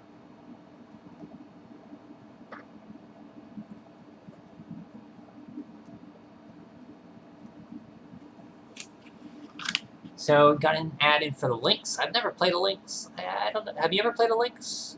Lost Touch? I have never played one. I think they pitched it to Nintendo, but Nintendo did not, you know, they had the Game Boy coming out, and they were not interested. I think it was Epix who made, like, Winter Games, their system. And Atari took it. Neo Geo debuts in UK, coming soon to US. I've never played a Neo Geo before in my life. No website advertisement? Nope, none at all. Yeah, in these magazines there's no websites. This, I remember this being odd for two reasons. One, the artwork of this guy. And two, it was an Atari 7800 game. When I was reading these magazines, even then, this is 1990, I was like, Atari, that's ancient. Why is there an Atari system in these games? Like, this is Nintendo, Sega. Now, what's Atari doing? You never saw that a lot. This is the only one I remember being an Atari game in the magazines I saw, anyway.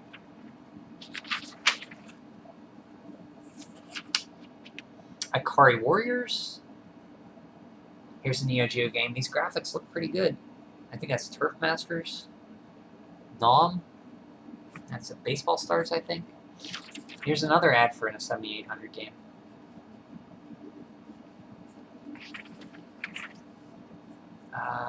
Young Game in the League. These are Sports games, I didn't really care for sports games. Sorry.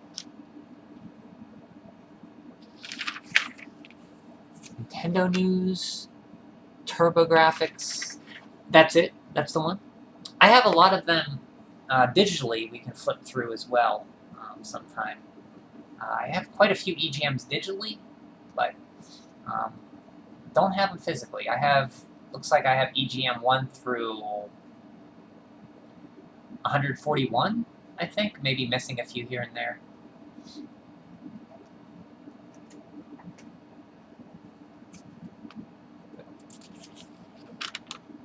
It's funny, you have a lot of EGM in your closet. I have a lot of magazines in my closet. You really have to curb what you get, because they take up a ton of space, and if you're moving a lot, like I will be, or I will in the future probably, you really have to take a priority of what you buy and keep.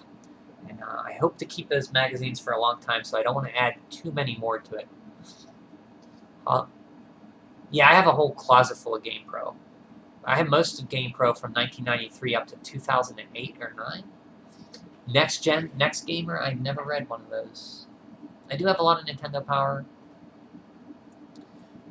Mostly from starting around Super Mario Bros. 3 up until mid-SNES, and then I switched over to GamePro because I could only have one magazine. I wish I would have kept Nintendo Power going. GamePro, while good, was kind of, they were so full with ads. So many ads in GamePro. TurboGrafx. I mentioned I never played at TurboGrafx before. These were at Radio Shack, which I never really went to Radio Shack. I found out they were there. That's probably why I never saw them much. I don't remember seeing them at all. Battletech, it must be a PC arcade game. Okay. Let me drink of water here.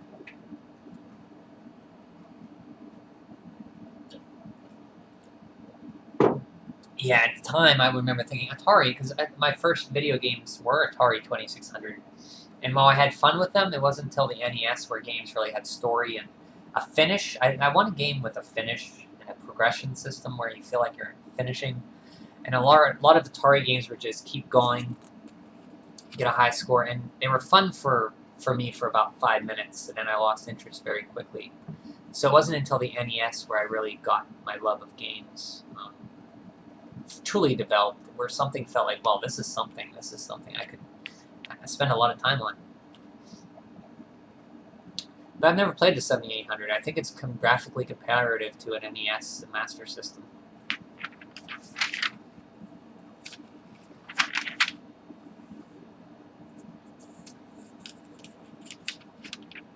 Genesis does what Nintendo don't. This is, I think this was before Tom Kalinske came on as president of Nintendo America, and Michael Katz had to come up with this idea.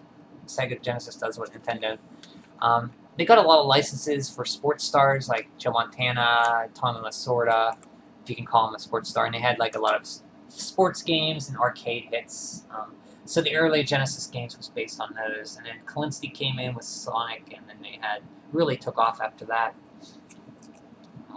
I had a friend who had a Genesis, so I was lucky enough to play Genesis games as well growing up, even though I had an NES during that era, and Super Nintendo later. So I did play some Genesis games, but it was mostly post-Sonic, so Streets of Rage 2, Sonic 1, 2, Toe Jam and Earl, that kind of stuff. So I wasn't until much later I played a lot of the earlier Genesis stuff. And I still have to go back and beat a Shinobi game. I've been wanting to play Shinobi 3 for the longest time and actually put time into that and beat it.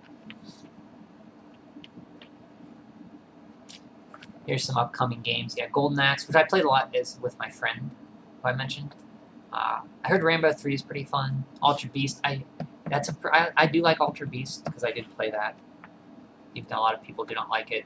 Oh, Phantasy Star 4 I played, but I never played. I love Phantasy Star 4. I played Phantasy Star 1 and I liked it. I never played 2 or 3. eSWAT's a game I never played. Strider I did play. I'm not the biggest fan of Strider. I do like it, but it's not my favorite. What else do you have here? Ghostbusters 2 I never played. Last Battle I played a little. Mystic Defender I played. I like Mystic Defender a lot. I beat that. Castle of Illusion, good. World of Illusion's fun too. Columns, Super Hang-On, never played. A lot of these I haven't played.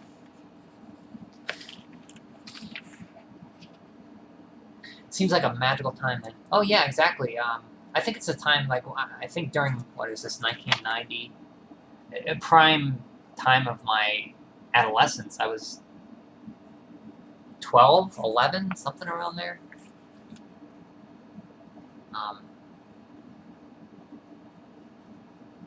I would have been 11 or 12. So, you know, that's when games were so magical. I mean, they're still magical, but I think having friends around to play them, a friend who had a Genesis, NES, and we'd borrow games, rent games from stores, it was just a magical time. I mean, opening up a magazine and seeing games, and wondering when you could see them, and actually rent them, it was great. The NES was huge, yes. That's when it really, really took everybody in my school, I remember. Everybody, like, seemed to, like, know what a NES was, and all my friends at least had one, and we had sleepovers and played it. It was great fun. I think it's amazing how big it was at that time, the Nintendo, as my parents called it.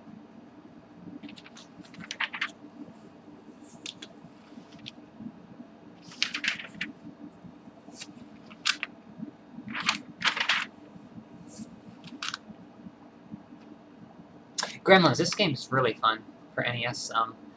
Any Sunsoft game for NES is just worth your play, just worth a play just to listen to the soundtrack. The soundtrack of this game is great, and it's a pretty fun game too. Top-down platformer with some challenging levels. It's not impossible, but it's not a cakewalk either. Yeah, real good mix of challenge in that game. You didn't know the Genesis was coming out until you walked into a game store and they had them. Really? I did not know it was that surprise of a launch. You know, I could understand that because I don't remember the launch of the Genesis at all. I just remember it showing up in magazines and being there. Oh, there's a system out, and it has, like, these arcade games, or it has, like, Ultra Beast, I remember seeing. And I remember seeing the Genesis does what Nintendo had. And I remember seeing the snippets of games on those ads. That's what I knew about the Genesis. So I could see it being a surprise for you walking in and there being a Genesis in the store. I mean, what is this? I mean, they probably had like a kiosk where you could play the games. Power Glove. Yeah, so you got the early Genesis model with the Ultra Beast pack-in. Yeah, I quite like Ultra Beast. I can see why. I think it gets a bum rap. I think it's not the greatest game, but it's nothing terrible. I mean, it's fun. I mean, you got to put yourself back in the time. 1989 to play that. What was out in '89? Super Mario Brothers 3 wasn't out. What's your comparable game on the NES, graphic-wise, to that? There's not a lot that compares graphically to that game. If you want to play a beat-em-up, what do you have on NES? Turtles 2, the arcade game, wasn't out. You had Double Dragon 2-player mode. You had Double Dragon 2. And those are fun. I think Ultra Beast looks better than those games. I think I like Double Dragon 2 better, but I think Ultra Beast is a fine game.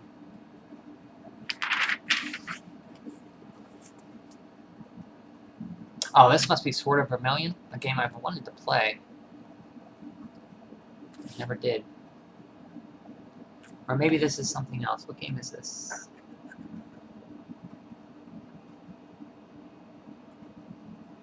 No, I don't think that is Sword of Vermilion. I don't know what game this is. Well. Oh, 2.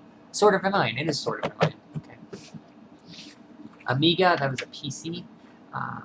Game Unreal, I got this confused with the late 90s shooter Unreal. It's not. It's a different game for Amiga.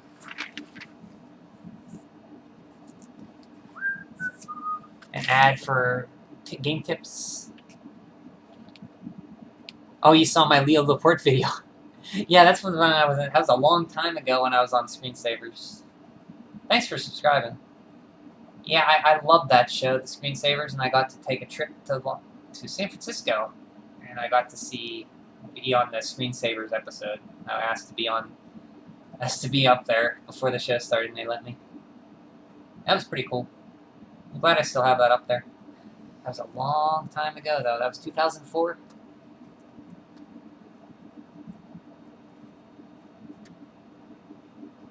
Oh, that was 17 years ago.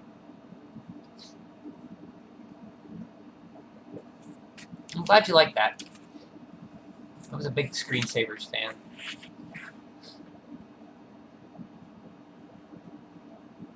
Amiga players. This is a whole new system. I have no experience with computers, really. I played one Tandy game, and that was King's Quest IV. And I like that game. But that's my whole experience with DOS games, really. Ninja Spirit, Chu Man Fu. Ninja Spirit's pretty fun. I did play that a bit on the Virtual Console. With big sprites. Remember, you could get clones like Ninja Gaiden 2, and you can say a lot of action going on the screen. Final Zone, I think that was like an anime type game for the Turbo graphics. What are they saying? Sega Genesis? I must be mistaken. What am I thinking of? I'm thinking of another game. I never played this. Whip Rush is like a shooter. This must be Chu Man Fu? Yeah, this is Chu Man Fu. It's like a puzzle game. I was thinking about playing this game earlier today before I streamed. I was thinking, should I play Werewolf and try to beat it again, or should I play something else? I can get pretty far in Werewolf. I can get to the jungle part, but it's going to require me to really, really replay the other levels to get good at the jungle part. Get up to the jungle part and practice a lot to beat the game, because the jungle part's pretty hard in this game. But I do like Werewolf. I just haven't beat it yet. It's weird. It's one of those games where they flip B and A. A should be like, your A button should be jump and B to shoot, but they flip it so B jumps and A shoots, and it really messes with your mind.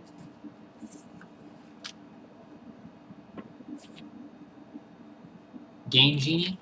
I was actually using the Game Genie yesterday about Snake Rattle and Roll. I've had that game since I was a kid.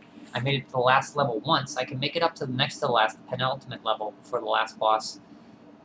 Very good without using the continue, but there's a set of jumps near the end where I waste all my lives. So I used the Game Genie to finally get to the last boss again for the second time in my life, and I couldn't even beat him with the Game Genie. I think I got his pattern down somewhat, so I'm going to give it another shot. And eventually I'll get good enough at the levels where I can beat it without the Game Genie. But I do like Snake Rattle and Roll, and the Game Genie should help me get better at it. Teenage Mutant Ninja Turtles 2, the arcade game. My friend had this. All the kids I knew played this game. All my friends played it anyway. Fun game. I do like the third one a bit better. I think it has more variety in the moves. It's a much harder game than this one, though, but this one's still fun. This one you end up doing the A-B jump slash a lot most of the time. It's kind of redundant.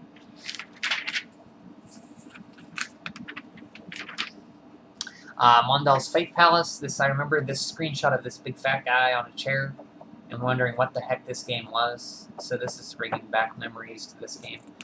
I haven't played it, so I don't know what it's like. I think it's a very crude early 2D fighter.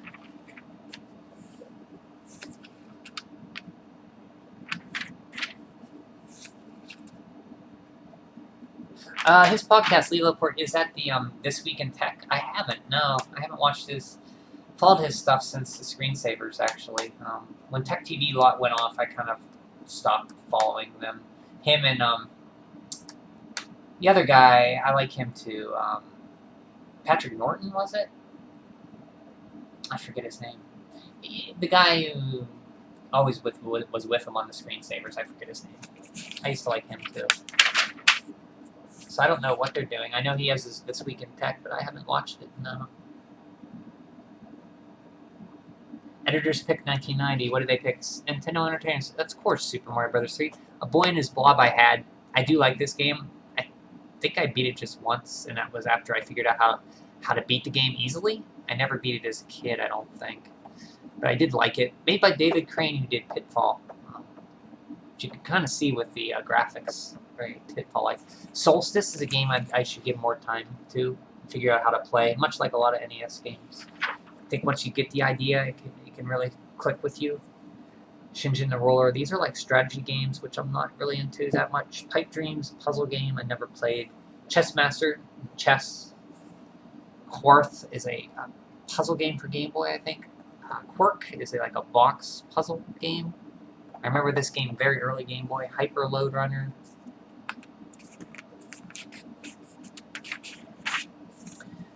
Revenge of Shinobi, I've never played that much. Alex Kidd Enchanted Castle, Herzog Zwei, Bonk's Adventure. I played Bonks on the Virtual Console. I haven't gotten too far. Maybe made it to the 4th stage or so. I should finish that. It took me a while to get used to how it's jumping and you gotta swing your head to float and get farther. The hit detection in this game is kind of wonky for me, but I like it. Taking it to you, Military Madness. What do you have here? IBM Tandy. I did have an IBM X8000, XH1000 computer, but it was so late. It wasn't at this time, I know. It was like 92 maybe. Chipped Challenge, Slime World, Light Boy. I remember this thing. It magnifies and lights your Game Boy screen. Turbo Express. I remember that. It's like a portable Turbo Graphics.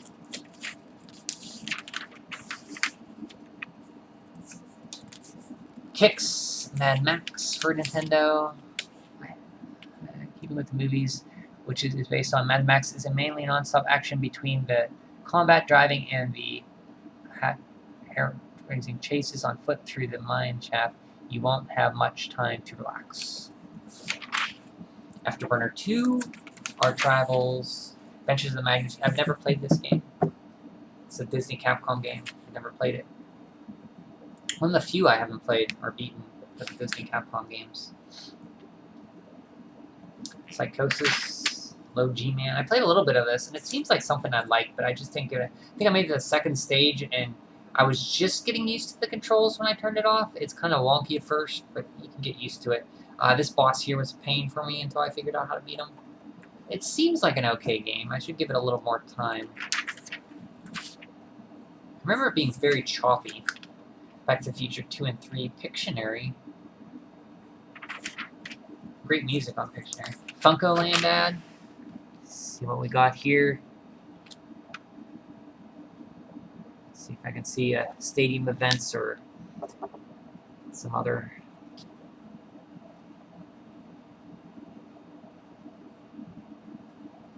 Stadium events, $20. You can get stadium events. Back in 1990.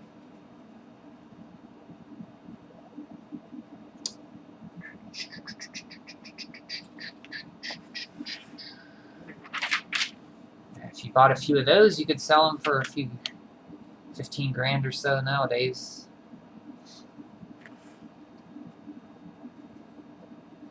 Game Players, small screen, sports action.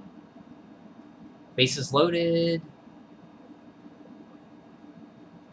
Malibu Beach Volleyball. That's kind of risque Game Boy.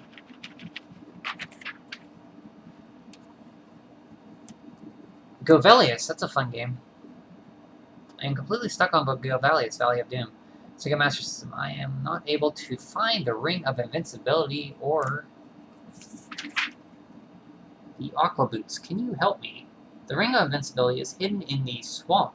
Go to the southwestmost corner and look in the pile of bricks. To find Aqua Boots, look for a screen with palm trees and a few rocks. Hit the palm trees until you're uncover the boots. I remember palm trees. Super C, every time I play Super C, 30 men code, but it never works. Is that there a code at all? When the life title screen appears, press right, left, down, up, A, B, and start. If you do it correctly, you'll begin the game with 30 men. Wait, no, Super C you don't begin with. You can only get 10 men, I thought. I didn't think there was a 30-man code for Super C.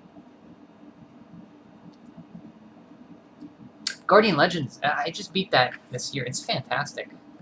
I always thought it would be too hard to get into, but it's very fun.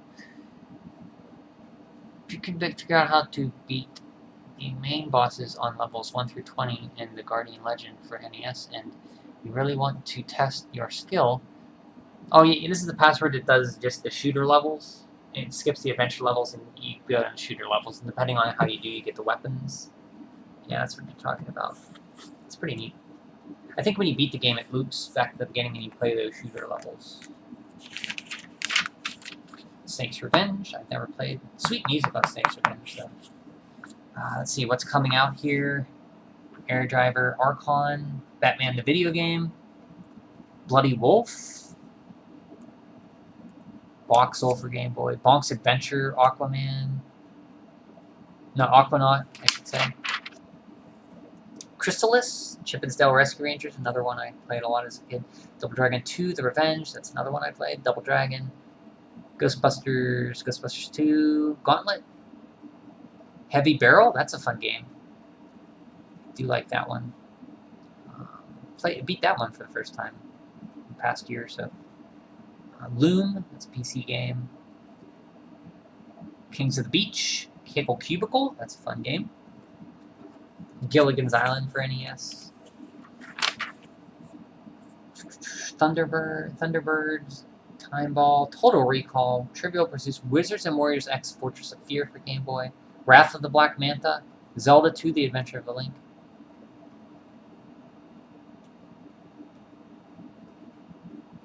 Zoom, Ultima 4, Fates of Prophecy, Werewolf.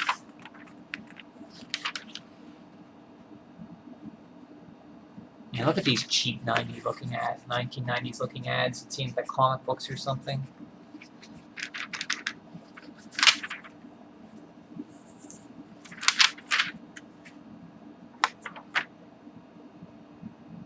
This game's pretty fun. North and South is pretty decent. NES. So that's that. Let's see if I can do another magazine here.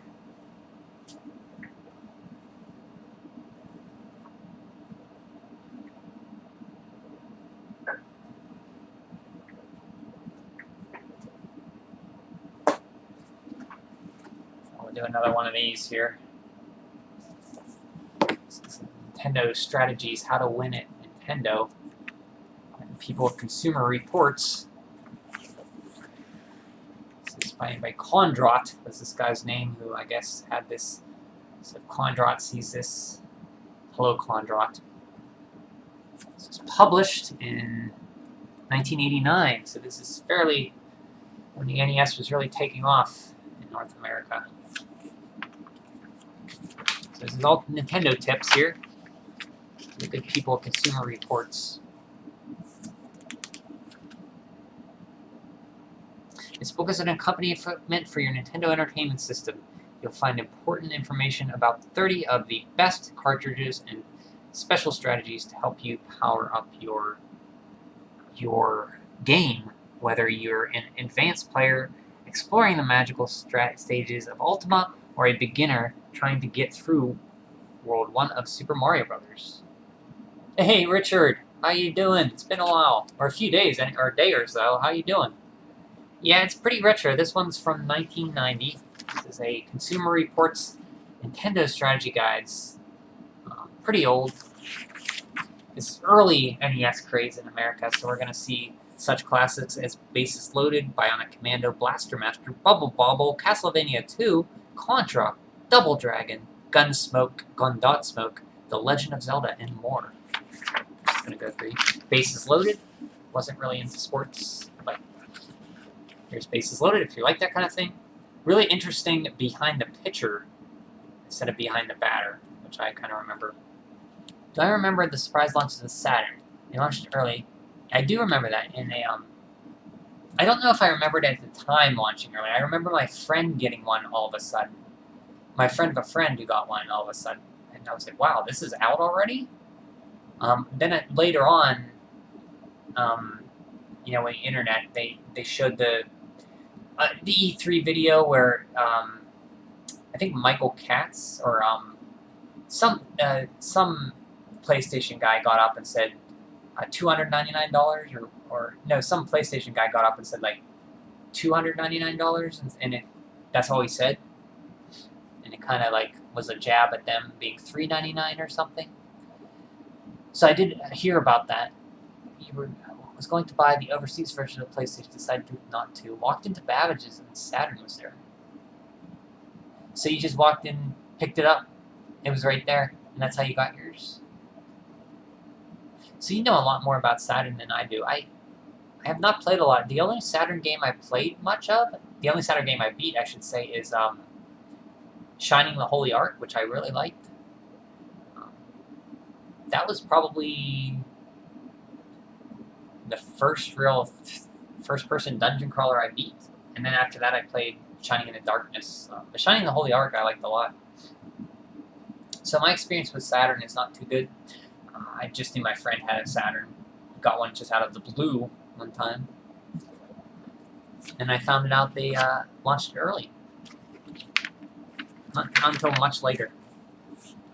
But I think they made retailers pretty mad because they only had limited stock, so they had to choose who they could give to. So a lot of people who were selling Sega products did not get some of the Saturn shipments. And they were not too happy about that.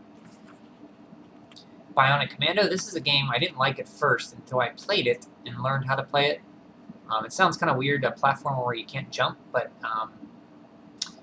it's very good. It eases you into it. You have to learn how to get the extra continues in the top-down stages. You get these eagles that give you continues. Once you do that, it's basically unlimited continues because you can replay those stages and get continues. And you just practice.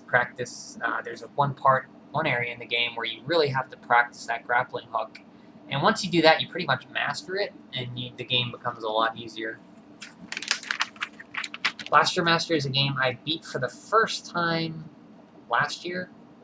I sat down with it and said, I'm going to beat this game. Took me about 3 or 4 8-hour sessions. The first 2 times I played got to a point and my game froze, so I had to restart. The third time and fourth, I think it was like right fourth or third time, I finally beat it. There's a trick where if you hold down your A or B button, you'll lock your position of where you're looking to shoot. So I kind of dumb band down my B button and just so I could tap the A button faster to shoot the bosses, and it helped out on some of the bosses, like that bubble crab boss. But it's a very fun game. Could do with a password system or unlimited continues, but it is beatable. You just have to play it a lot to know where you're going.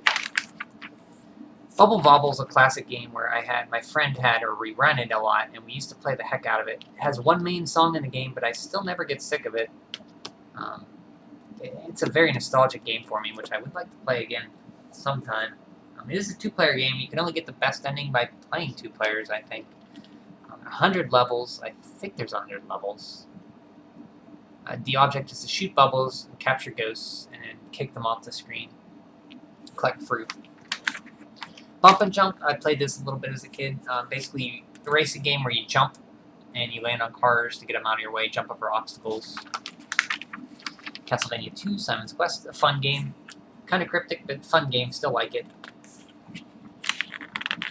This is one I played rented, I think. Contra was one of the first NES games I ever played. I mean, what can you say about Contra? It's great. It's simple, fun, easy to understand, challenging without being mind-numbingly difficult. It's a fun game. That was one my friend's dad used to play with us too, I remember. Dr. Chaos, never played it. Don't know much about it. Double Dragon, I think every kid growing up then played this game a lot. The NES version. Never beat it, made it to the last boss with the machine gun, never got past him. Gauntlet, haven't played much Gauntlet at all, so can't really comment on Gauntlet much. Gun.Smoke, I played a little bit of this. It seems like a game I like. Very arcadey, but you have to shoot until you get the wanted posters, then you can fight the bosses and get upgrades. And the stage will repeat until you get the wanted posters. It's like a vertical shooter. You hit A button to shoot diagonally left, and then B button to shoot diagonally right, and then both buttons to shoot straight ahead, I think. I'd be mistaken that. Iron Tanks, I never played this. Zelda was one of the earliest NES adventure games I remember. I think I played this before Dragon Warrior at my friend's house, and then I got my later copy. I don't have my original copy of it. I wish I did. I had to buy it, replace it. But still, to this day, I've not beat the second quest. I'm playing it again on the Switch in the second quest, and I got to a point where I'm stuck, and I don't want to look it up. I want to figure it out for myself. But I do want to beat that second quest sometime. It's just annoying that until you get the blue candle, you can't burn more than once on the screen, and that makes progression really slow. Which I think that's a problem of the game. I wish they'd just give you the best candle right at the beginning. Life Force I haven't played much. Maybe I popped it in to play it a little bit. I do like, Mega Man, I like the first Mega Man a lot. And I started with Mega Man 2, so like most kids my age did. But the first Mega Man's still very good. Very, very good. It's simple. It's not as complex. The one boss in it, the Yellow Devil's really hard. I always had to cheese him with the pause trick. Metal Gear, I have not played much Metal Gear. That's another one I need to play. That's one I have to actually figure out how to play, because I don't think I've played more than 5 minutes of it. Metroid, I just recently finished this. Richard, you remember, you were here when I finished Metroid, Richard. So, you know my thoughts on Metroid. Fun game.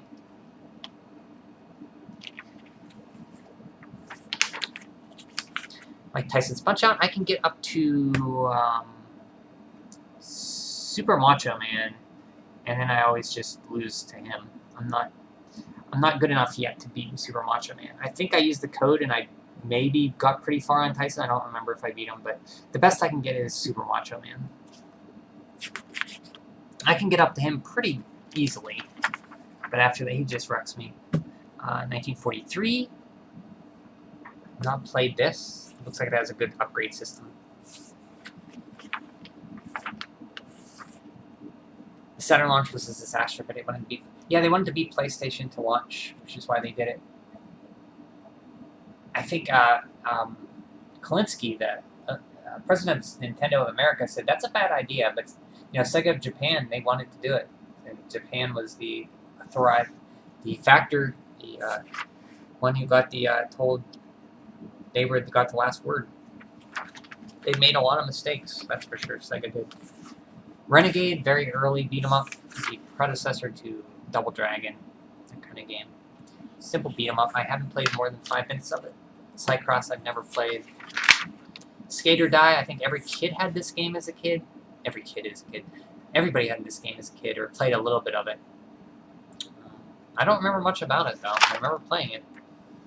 Spy Hunter, I didn't like this game, but Super Spy Hunter, on the other hand, is fantastic. And if you ever get a chance to play Super Spy Hunter, play that game. It's a fantastic game. Super Mario Brothers, no, I mean, who doesn't know Super Mario Brothers? This is one of the most popular, influential games of that generation. I don't think I've ever beaten it on the NES. Maybe once or twice. As a kid, I never did, because I had Super Mario Brothers 2, so I would always play Super Mario Brothers 2. I always preferred Super Mario Brothers 2 over this one.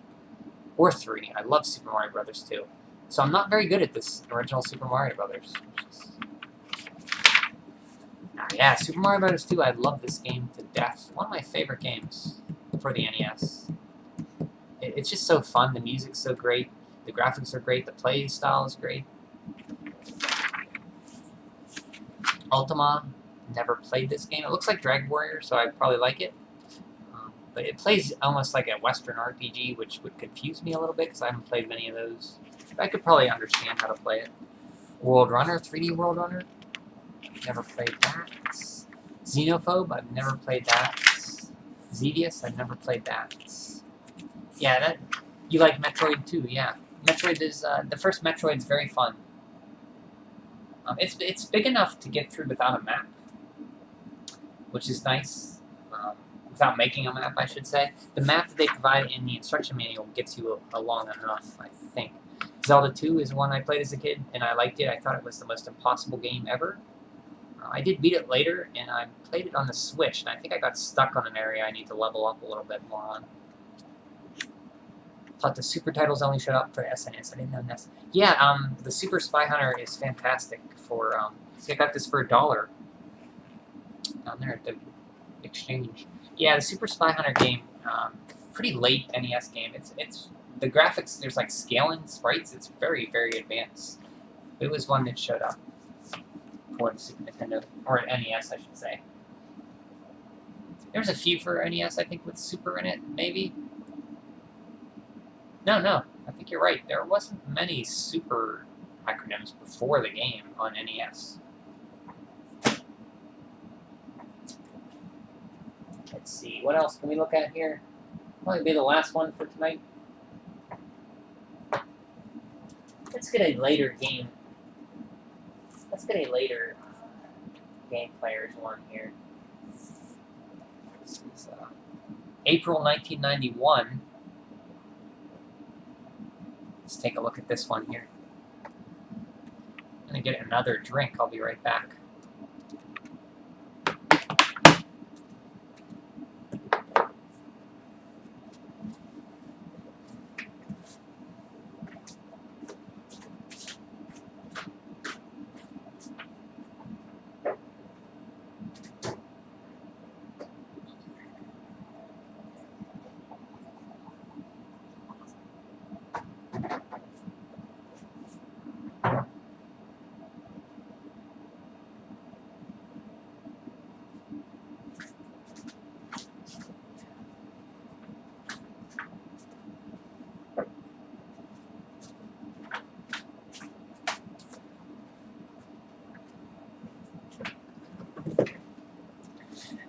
Okay, sorry about that. I had to get a drink.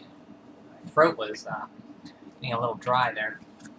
So this is Game Players from April 1991. I don't remember. This is when I got late, like within the last 10 years, 5 years. So I didn't have this one growing up. So this will be a nice surprise for me. Looks like we have Cable, G.I. Joe, which is fantastic. Muppet Adventure, Silver Surfer, Snake Rattle and Roll, which I was just talking about this. I like this game a lot. I've never been able to beat it. Street Fighter 2010, which I do like this game. I beat it a few times, maybe twice. It's fun. It has unlimited continues, so if you keep at it, you'll eventually beat it. Bart vs. Space Mutants. I rented this one. Never figured out how to play it. Double Dragon 3. Cool art for Gauntlet. Solstice mapping. Puzzle Fest. G.I. Joe. Real American Hero. This is made by Kid, who did. I was talking earlier today, or on this video, about Kid. I played. They developed both G.I. Joe games. Kickmaster, Isolated Warrior, and I think another one is. But every game I played of theirs that they developed is fantastic, and G.I. Joe is no exception. It's a great game. You like Super Spy Hunter 2? Lost Touch? Yeah, it was fantastic. I was surprised how addicted I got to that game. When I first played it, I thought, man, I'm never going to beat this game. But little by little, I got better and better, and I was able to beat it. Then I played it right again, and I was able to beat it a lot easier that time. It's a fantastic game. Very good. It looks very, very, very... almost like almost early Super Nintendo with some of the scrolling they did on that game.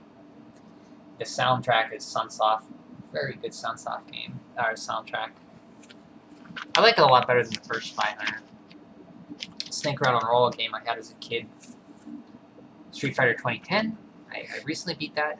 I like it. I like it the more I play it. The first time I beat it, I was like, I'm going to beat this just because the game's not going to beat me and they're giving me unlimited continues. Second time, I actually liked it more. I think the third time I played it, I'll like it even more. Oh yeah, I think Kid might have developed Kabuki Quantum Fighter, I'm not sure. But this is a good game too. Very good game. Published by HAL. I don't think they developed it. Dragon's Lair. I mentioned it. It captures the feeling of Dragon's Lair for this DVD or the Laserdisc game as well as you can on the NES. I don't know if this is for the NES. This is for Game Boy and NES. But it's a very, very memorization-based game. Very hard until you memorize, then you can beat it pretty easily.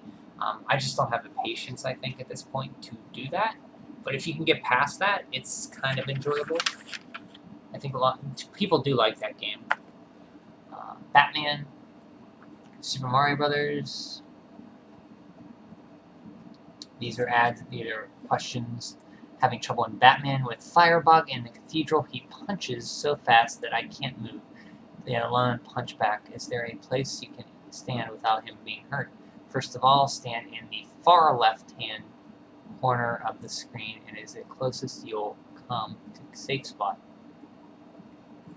Mega Man. In Mega Man 1, I can destroy all of the small bosses at the end of each level, except for the one of Dr. Wily's first level. I'm referring to the orange blob. Yeah, the orange blob is tough. The yellow devil, you have to memorize his pattern. He breaks apart. His parts shoot across the screen. You got to memorize how to jump and not jump.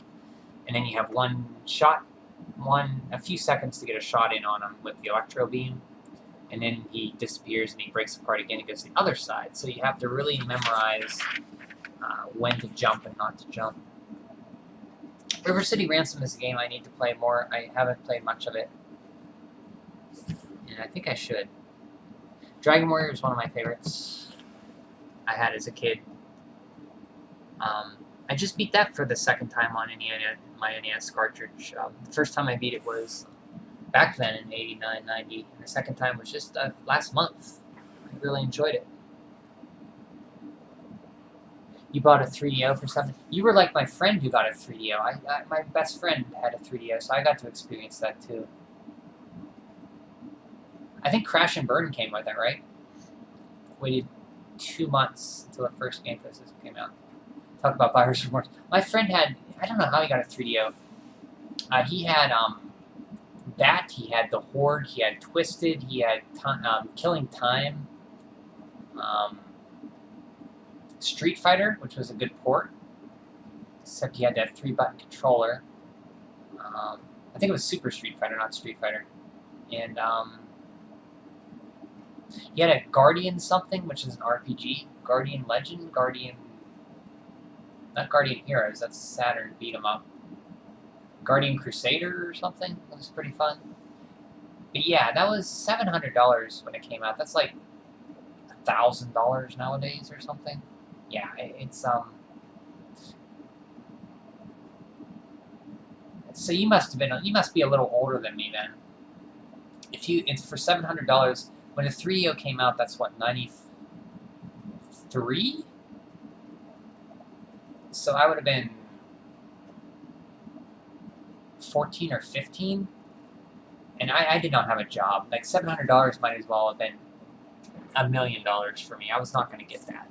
I knew better, didn't even ask my parents for that.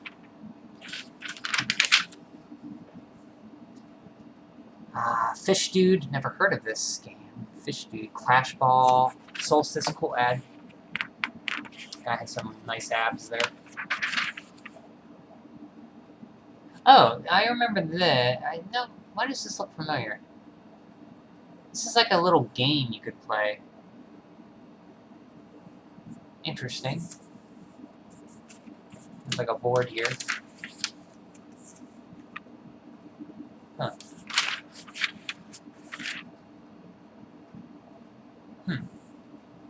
Super Famicom coming to the US. Start saving your money. I was saying earlier how the only birthday party I ever had was to raise money for a Super Nintendo. My birthday was November 1991. I had it. I raised exactly $200, and I was able to get my Super Nintendo at Woolworths in November of 1991. Soon after it came out, the first games I got that year, I think, were, well, obviously Super Mario World. I got SimCity, ActRaiser, and Super Castlevania 4 were the first games within the first year I got for that. That's a pretty good list of games to have for your first year on Super Nintendo. Oh, F-Zero as well, I got that. There's Super Mario World.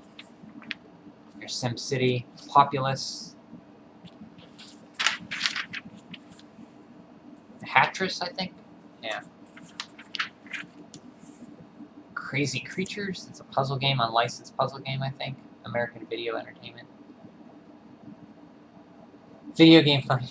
Yeah, video game funding party. It was fun. I wanted a Super Nintendo so bad, and I knew if I had a party, my friends would give me money. So that was the only way I could think of getting enough money to get the Super Nintendo, because I wasn't having a job or anything when I was 13 or 12 or however. It would have been 11, 12, or however old I was. So yeah, looking back, that was pretty smart. But then I was like, okay, I only had a party, so I get money for my Super Nintendo, so... It was still fun. We still had fun. I remember a Nerf gun war we had. We watched The Naked Gun. It was a sleepover. We watched The Naked Gun, which I still love that movie this day. One of my favorite comedy movies. If you've never seen The Naked Gun, give that a watch sometime. Leslie Nielsen. George Kennedy. O.J. Simpson. Priscilla Presley. Very funny movie. TurboGrafx 16, I remember seeing that bonk picture. Pac-Mania? Gauntlet 2, $10 off. Puzzle for NES. Puzznick for NES, excuse me. Oh, that's pretty cool. Look at that Mario phone.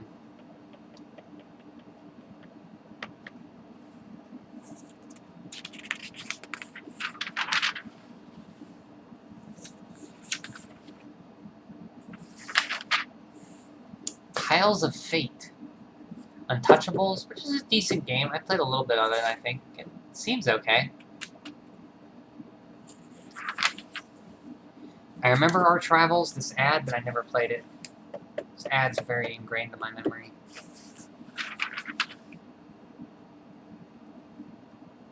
It's more Gauntlet. This kid is like kind of... I mean, I don't think... You know, these little games are not that exciting, kid.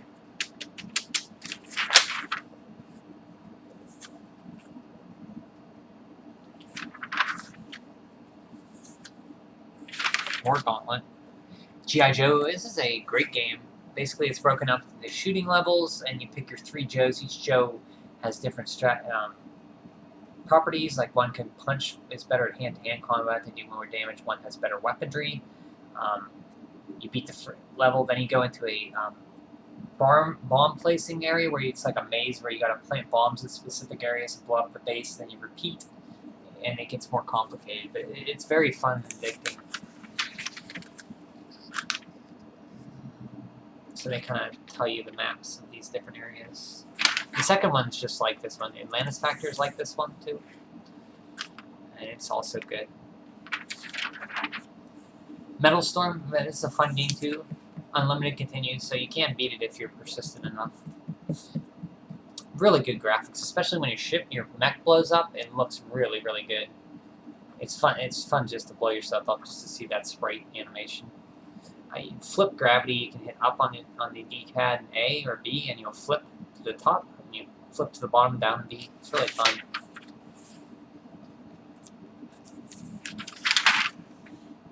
Silver Surfer, a shooting game. I haven't played a lot of shooters. Recently I've been trying... I beat Burai Fighter and Guardian Legend and Legendary Wings. So I don't have much experience with shooting games on the NES. This one's very hard, but I don't think it's impossible. I think if you... From my limited experience playing shooters, the more you play them, the better you get, and you'll learn the level. So, but the thing that makes this hard, I think, from what I hear, is you can't really tell what kills you at first or not, so you gotta really learn the levels. Yeah, so this was influenced by the Angry Video Game Nerd, I think. He did a video on it, where he said, you die, you die, you die, you die, you die, you touch the wall, you die, the floor, you die, you die, die, die, die, die. And then he's like holding his head in his hand, and it shows the same picture when Silver Surfer dies in a game, with him on his board with his head in his hand. It's a very funny video if you haven't seen it.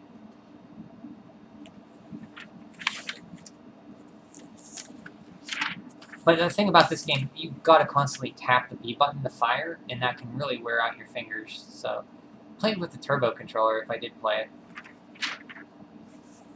Snake Rattle and Roll. I love this game. I don't think I'll ever beat it. I'm practicing with the Game Genie so I can get past the last level legitimately, and then I'll practice the last boss fight until I can get it. Then I will finally try to play it legitimately without the Game Genie, but it'll take me a while to do. Because right now I can get to the last level before the final boss pretty good without using continues, but those last sets of jumps in this game are brutal. Very brutal. Time Lord. Yeah, the infamous Silver Surfer game.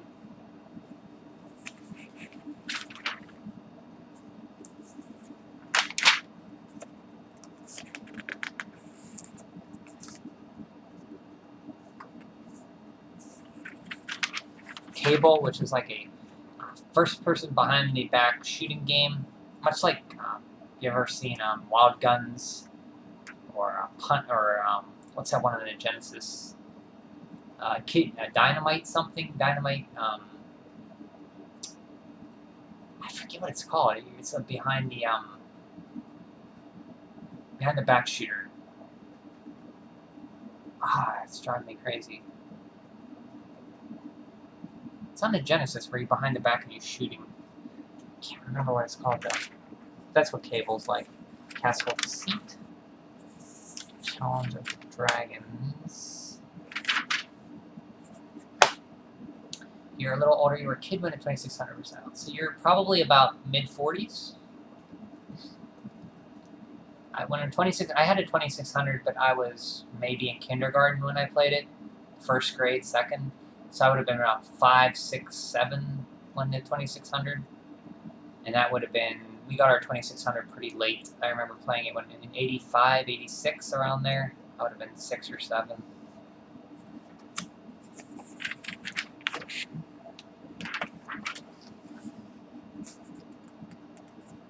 So that explains why you got a 3DO. Yeah, when you got one, that must have been buyer's remorse. I mean, there were some good games on it. Like, I think my friend had Street Fighter and Super Street Fighter. We liked that.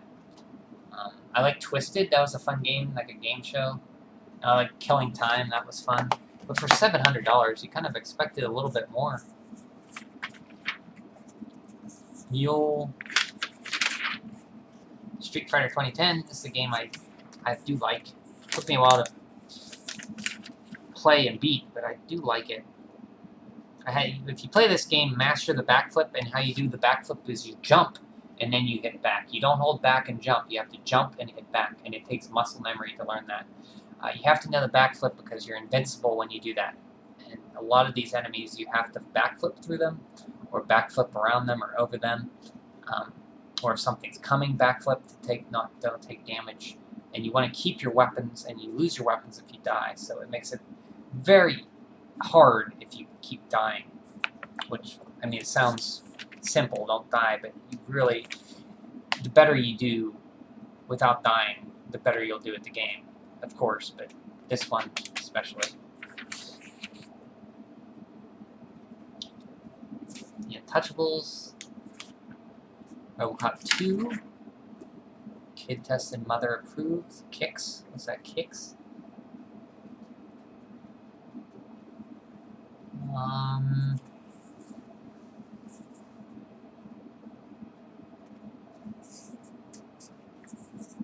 First for Nintendo, Soaring Eagle. Oh yeah, Wampum. Let's talk about that. That's a pretty fun game. I like Wampum. Die Hard, I've never played Die Hard. I think it's okay. Never played it. Battletoads. Battletoads is a game I need to put time into to actually have more of an opinion on. From what I played, I like, but I only got pretty far. I think I got past the Turbo Tunnel once. It's a game I play with Game Genie just to practice, and then I take a legitimate run through.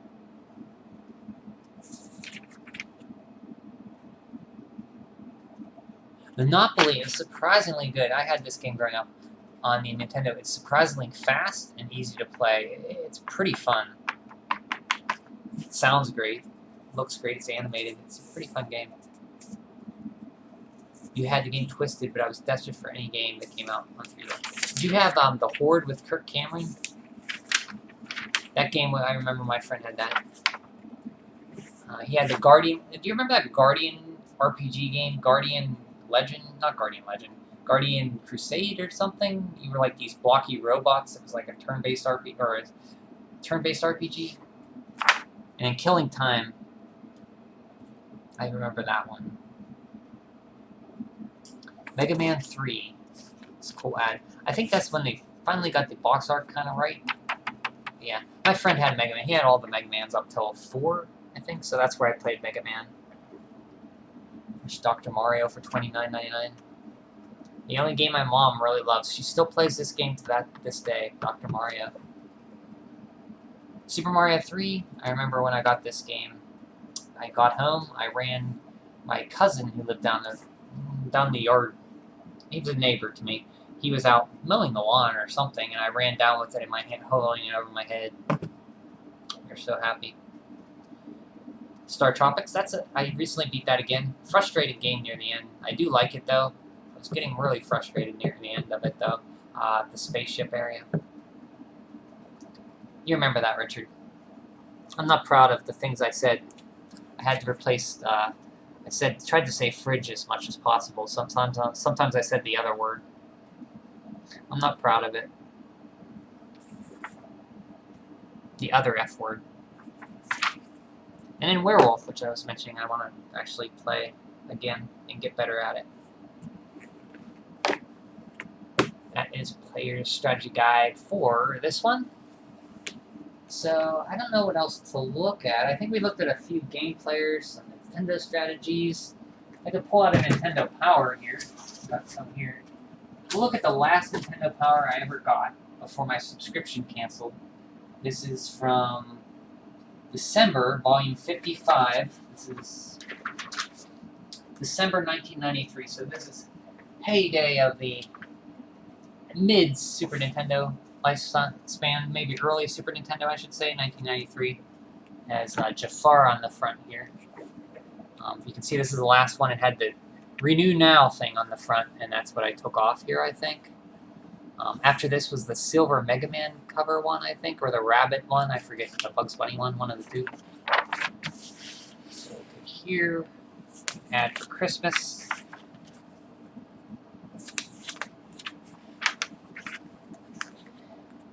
Have these, Nintendo really did good strategy guides back then. There's one I have, Mario Mania, which is a very good strategy guide from all the Mario games up until World at that point. This was the Super Mario All-Stars one, which look at the artwork on that. It's great. Street Fighter 2 Turbo strategy guide. So you see some of the games in here. Disney's Aladdin, NHL Stanley Cup, Clay Fighter. I was so excited for Clay Fighter. I got it, and I remember I didn't like it that much, but I made myself play it and think that I liked it. And so I still kind of like it, but I kind of don't, if that makes sense. It's kind of a game that's nostalgic to me, but I have no desire to play it. But if I see it and I play it a little bit, it kind of comes rushing back to me in the memories. Mega Man 6. The interesting game in that you collect upgrades that are in the stages. You can miss them all together, or you can go back and replay them to find them again. So you can replay the stages. So it's kind of cool in that regard. Star Tropics was fun. I was proud of the things you said, though. Yeah, I wasn't too happy. I try to keep my emotions in check when I play, but sometimes I just can't, and I'll try to yell. I try to replace my swears with something else, but sometimes it doesn't work. Because I find if I get too angry at games, my playing kind of suffers for it. So I either have to put it away and come back to it later. Never had Nintendo Power Magazine for some reason. That's not common. I mean, I think I got it because my friend who I met in 3rd grade had an issue with Super Mario 3 on the front, and he passed it around school. Everybody in our 3rd grade saw it, and I wanted that magazine, so I picked it up at the grocery store, and then I got a subscription later on. That's how I heard of it. It's still one of my favorite magazines from that era, just because it's laid out so well. I think the layouts were done, and the maps were done over in Japan. and it was published over here by Nintendo themselves. So it's laid out very well, very eye-catching. Unlike, as much as I like GamePro, it looks like if somebody threw up a whole bunch of pictures on the screen. Very, like, all over the place with their stuff. But Nintendo Power had a very kid-friendly look to it, which I think is why I liked it so much. So yeah, Street Fighter 2 Turbo was just out, and this game was huge. Fighting games in general kind of caught fire from this point, and they never really gave up till the end of the 16-bit era, and even into the early 32-bit era. They just tons and tons of fighting games during this time.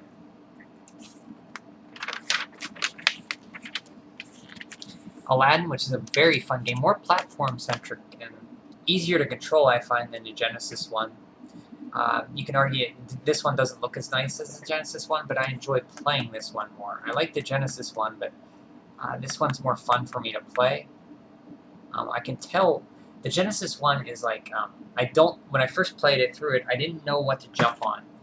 It's like those shiny games where, like Earthworm Jim, where until you play and die, you don't know what's safe to jump on and what's not.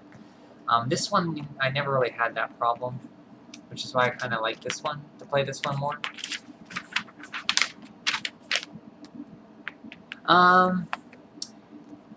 They have, I think Game Informer's the only one they still sell.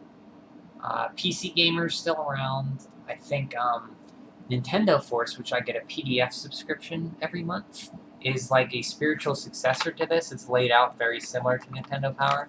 It's just Nintendo, though.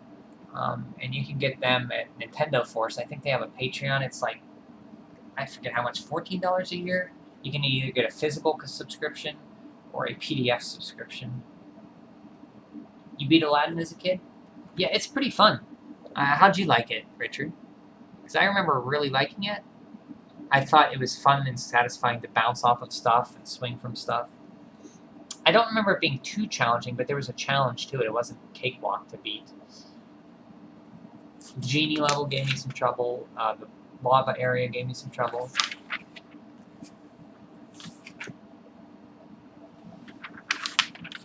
Cave of Wonders, I should say. Oh, here's the Genie area. Yeah. So you see how they mapped it out in Nintendo Power? They did very good with screenshots, and they stitched them together. They really did a good job laying this stuff out. Stanley Cup. So Stanley Cup. During this time, I was Penguins were real big in my area because Mario Lemieux was playing, and this was what, 93. So he was still around by then. He was probably off of Hodgkin's surgery, Hodgkin's lymphoma, or I don't know when he had that.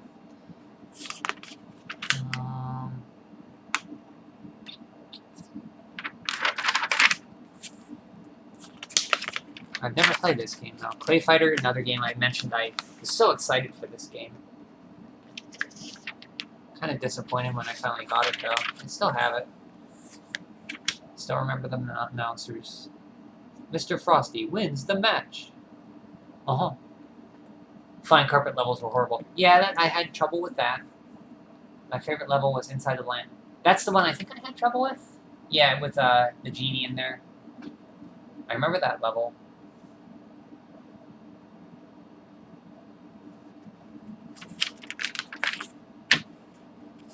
Yeah, this game I was kind of disappointed with. WWF Super WrestleMania I was disappointed with. Very early Super Nintendo game. I was big into wrestling at that time. I went to the Johnstown War Memorial and saw The Undertaker wrestle, and I was so excited about that. I wanted to get Super WrestleMania. Disappointed, the character roster was great, but everybody did the same moves. You didn't have signature Tombstone Pile Drivers or Super Kick for Shawn Michaels. I think he was in it. It did have, I think it had Doink the Clown. I think he was in it. No, I could be thinking of the next game. It had Yokozuna. Yeah, I was really big into wrestling then. And then another one, I used to watch Looney Tunes. Death Valley Rally is another game that I strangely like, but it's a bad game. I got that, and I can get pretty far in it. I think I beat it once as a kid, but it's kind of a bad game. But I kind of like it. This isn't a bad game. It's just controls kind of... It's kind of simple. I mean, the only thing it's got going for it is its graphics. Once you get past that, it's not great. I haven't played much of this. I don't think I played this at all. Daffy Duck the Marvin missions. Still looking to buy an Xbox Series X, but I can't get one. Yeah, that's been What is with that? Like, everything is in short supply. I think there's problems with getting the parts to them to manufacture enough. Yeah, because you can't find a PlayStation 4. I've never seen one. I mean, I just, until they're out in stores, I can't even contemplate even wanting to get one. Like, when they get that sorted out, then maybe I'll think about getting one. But until then, I'm not going to hold my breath on ever getting one. Yet. So I got a poster here. Mega Man X poster here. It looks like I hung it on my wall at one point. Pretty nice picture. On the back they have a map to Marvin missions.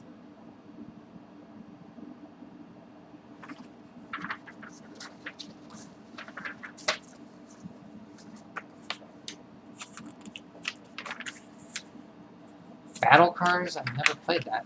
I wonder if that's anything like Rock and Roll Racing. Super Scope, I beat Yoshi Safari. It's kind of fun. Played a little bit of Metal Combat, not enough to get good at it. I heard it's pretty good though. T2, the arcade game.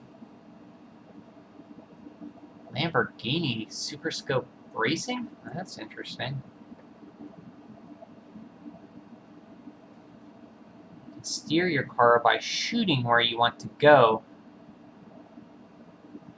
Interesting. You can play that game with a Super Scope. It's a racing game. It's that chip problem they're having. So it is a chip problem. Yeah, I can't even... I mean, I still have a PlayStation 4 here, so I'm fine with that for foreseeable future. I don't have a 4K TV yet, so until my 1080p dies, I'm in no rush to upgrade. I've had this TV since 2008. It's starting to die because there's image retention. You can see right now if I look at it, I see the text of YouTube behind it. So it's starting. I think that's a sign that your TV's on the way out. So mine's probably going to go here within the next few years. But I'm going to use it till its last leg.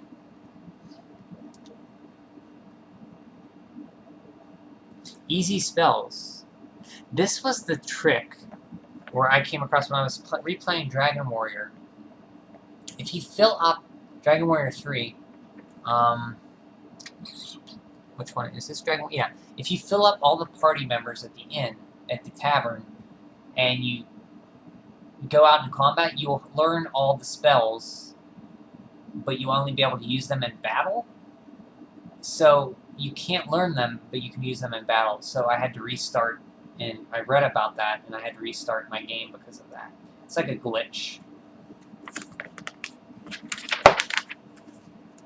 I found out, I didn't know about that until I actually stumbled across it. Here's a Star Fox comic. The first Star Fox is still my favorite. I really like the first Star Fox a lot.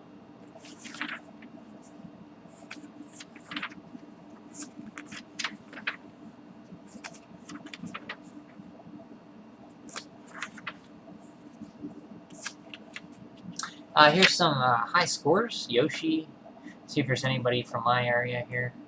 I like to look at the area of people.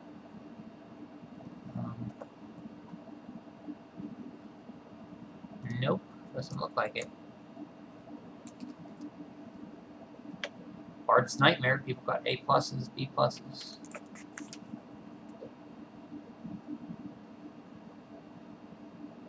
Said I like wrestling games? I used to be into wrestling. When I got into wrestling, it was Undertaker, Shawn Michaels, Bret the Hitman Hart, end of Macho Man, Randy Savage, Hulk Hogan, that era when it just came in to that new era. WrestleMania for the original PlayStation. With the clown character. Doink the Clown, right? I remember Doink the Clown. I remember the dentist, what's his name? Isaac? There was a dentist. I forget his name.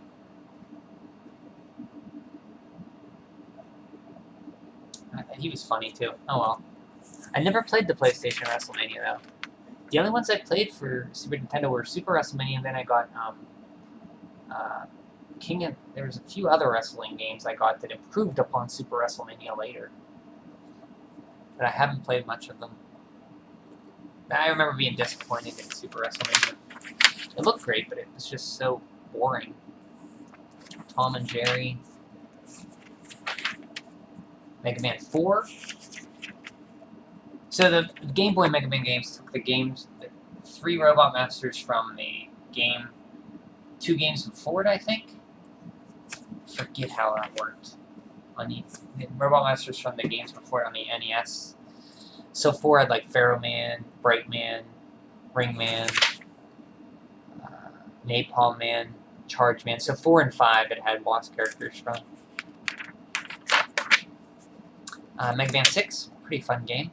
Very late NES game. This is 1993 here, so this is an NES game coming out in 1993.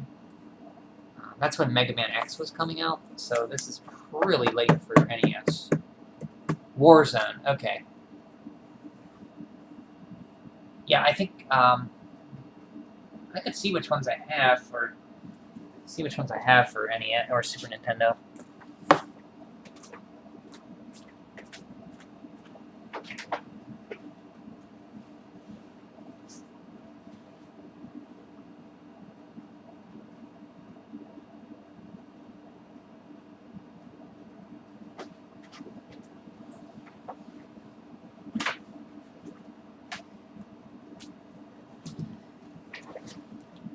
For Super Nintendo, I have Raw, Royal Rumble, and WrestleMania, the arcade game. I think each one of those improved upon, was better than the other ones. I think they got a lot better since Super WrestleMania. Yeah, Mega Man 6 is pretty decent.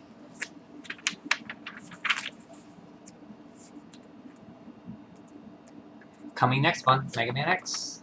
Mega Man X is better, I think.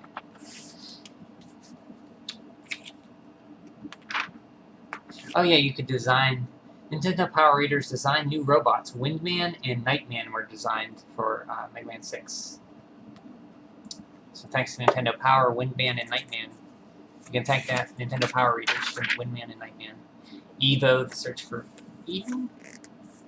Dungeon Master, a first-person dungeon crawler game. Battletoads Double Dragon, I think I rented this a few times. Another game that does not have unlimited...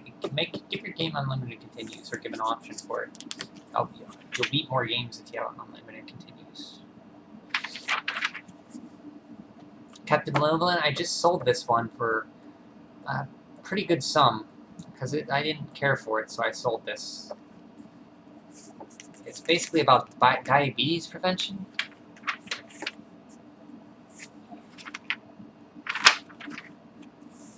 Tetris 2. Never played Tetris 2. Dinosaurs. So you could dig up bones? I don't know if the person who won this actually got to meet the real Dr. Grant, Dr. Jack Horner, paleontologist, and technical consultant for Jurassic Park. Go on a real dig with Dr. Horner at his research site in Bozeman, Montana. Get a via-bite tour of the Museum for the Rockies and its laboratories. Go on a llama trek through Yellowstone National Park. A Jurassic Park game pack from Ocean for the system of your choice. I wonder if somebody actually won that. I would think they won it because it's a real contest Nintendo Power had. I kind of would like the shirt too. Second prize, third prize is a shirt.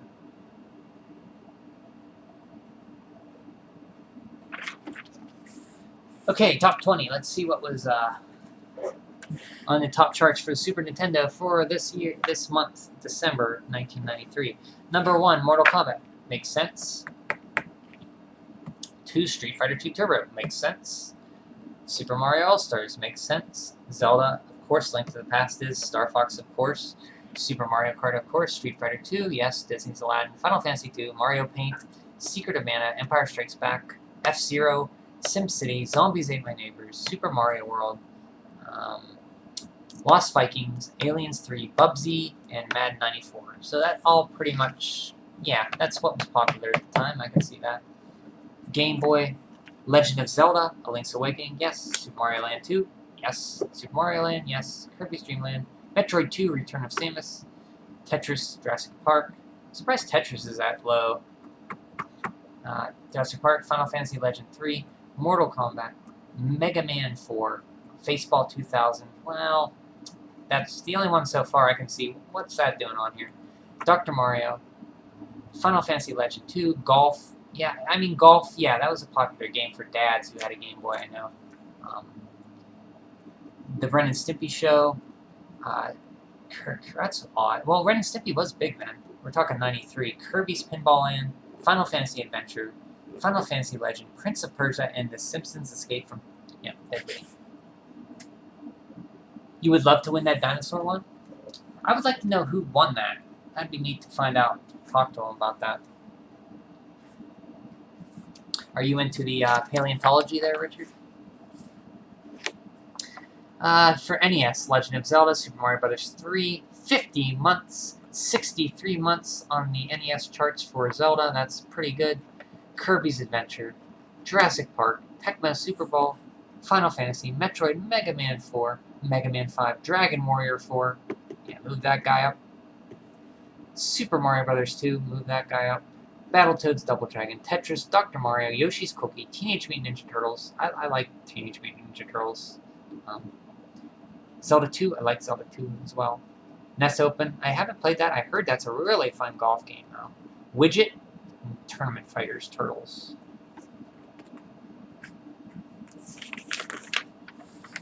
Now, playing what comes out this month, you have Disney's Aladdin, Daffy Duck and the Marvin Missions, NHL Stanley Cup, Battle Cars, Sky Blazer, fun game. Sky Blazer was their second attempt at Sony ImageSoft. I think they also made Hook, which plays very much like Sky Blazer, based on the Robin Williams Peter Pan movie.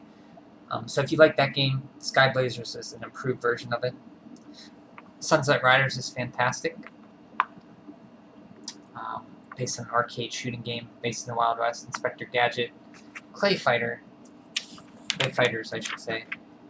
World Heroes, another fighting game, Street Fighter kind of game. Time Slip, Out to Lunch.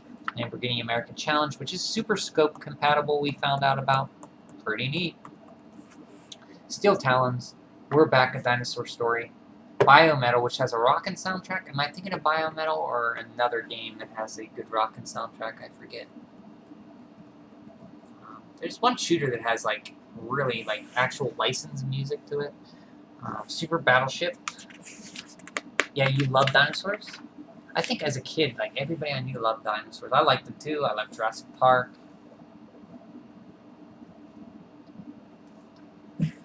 So you really like Jurassic Park, the movie, then? I take it.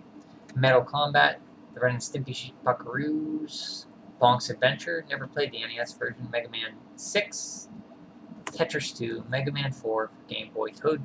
Tom and Jerry. I was going to say Toe Jam and Earl.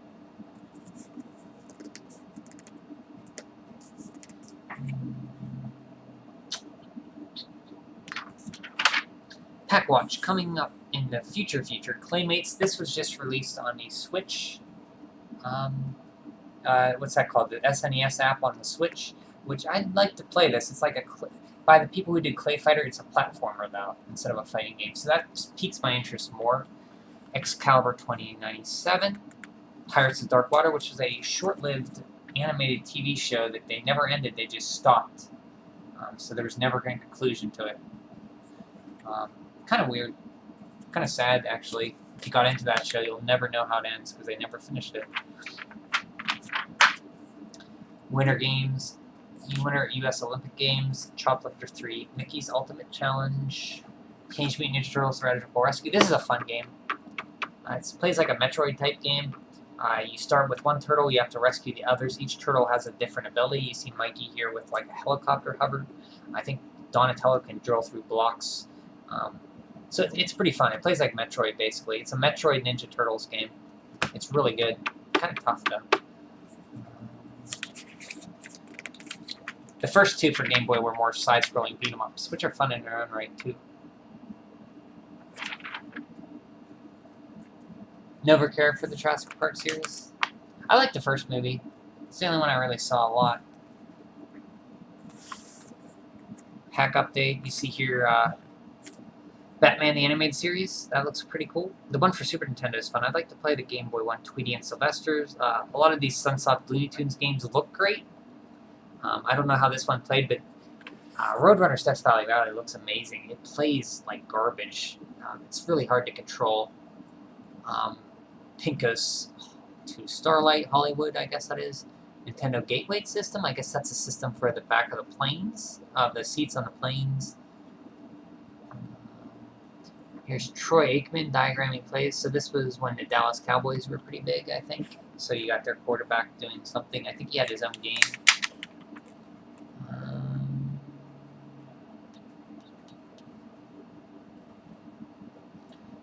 Yeah, that's to the end here.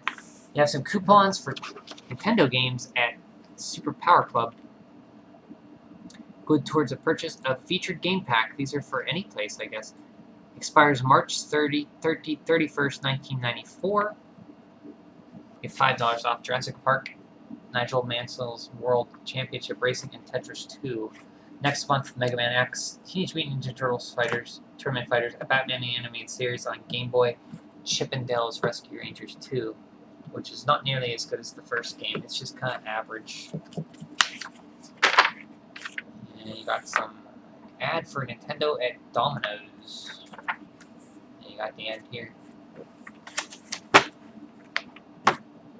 That's probably it for tonight.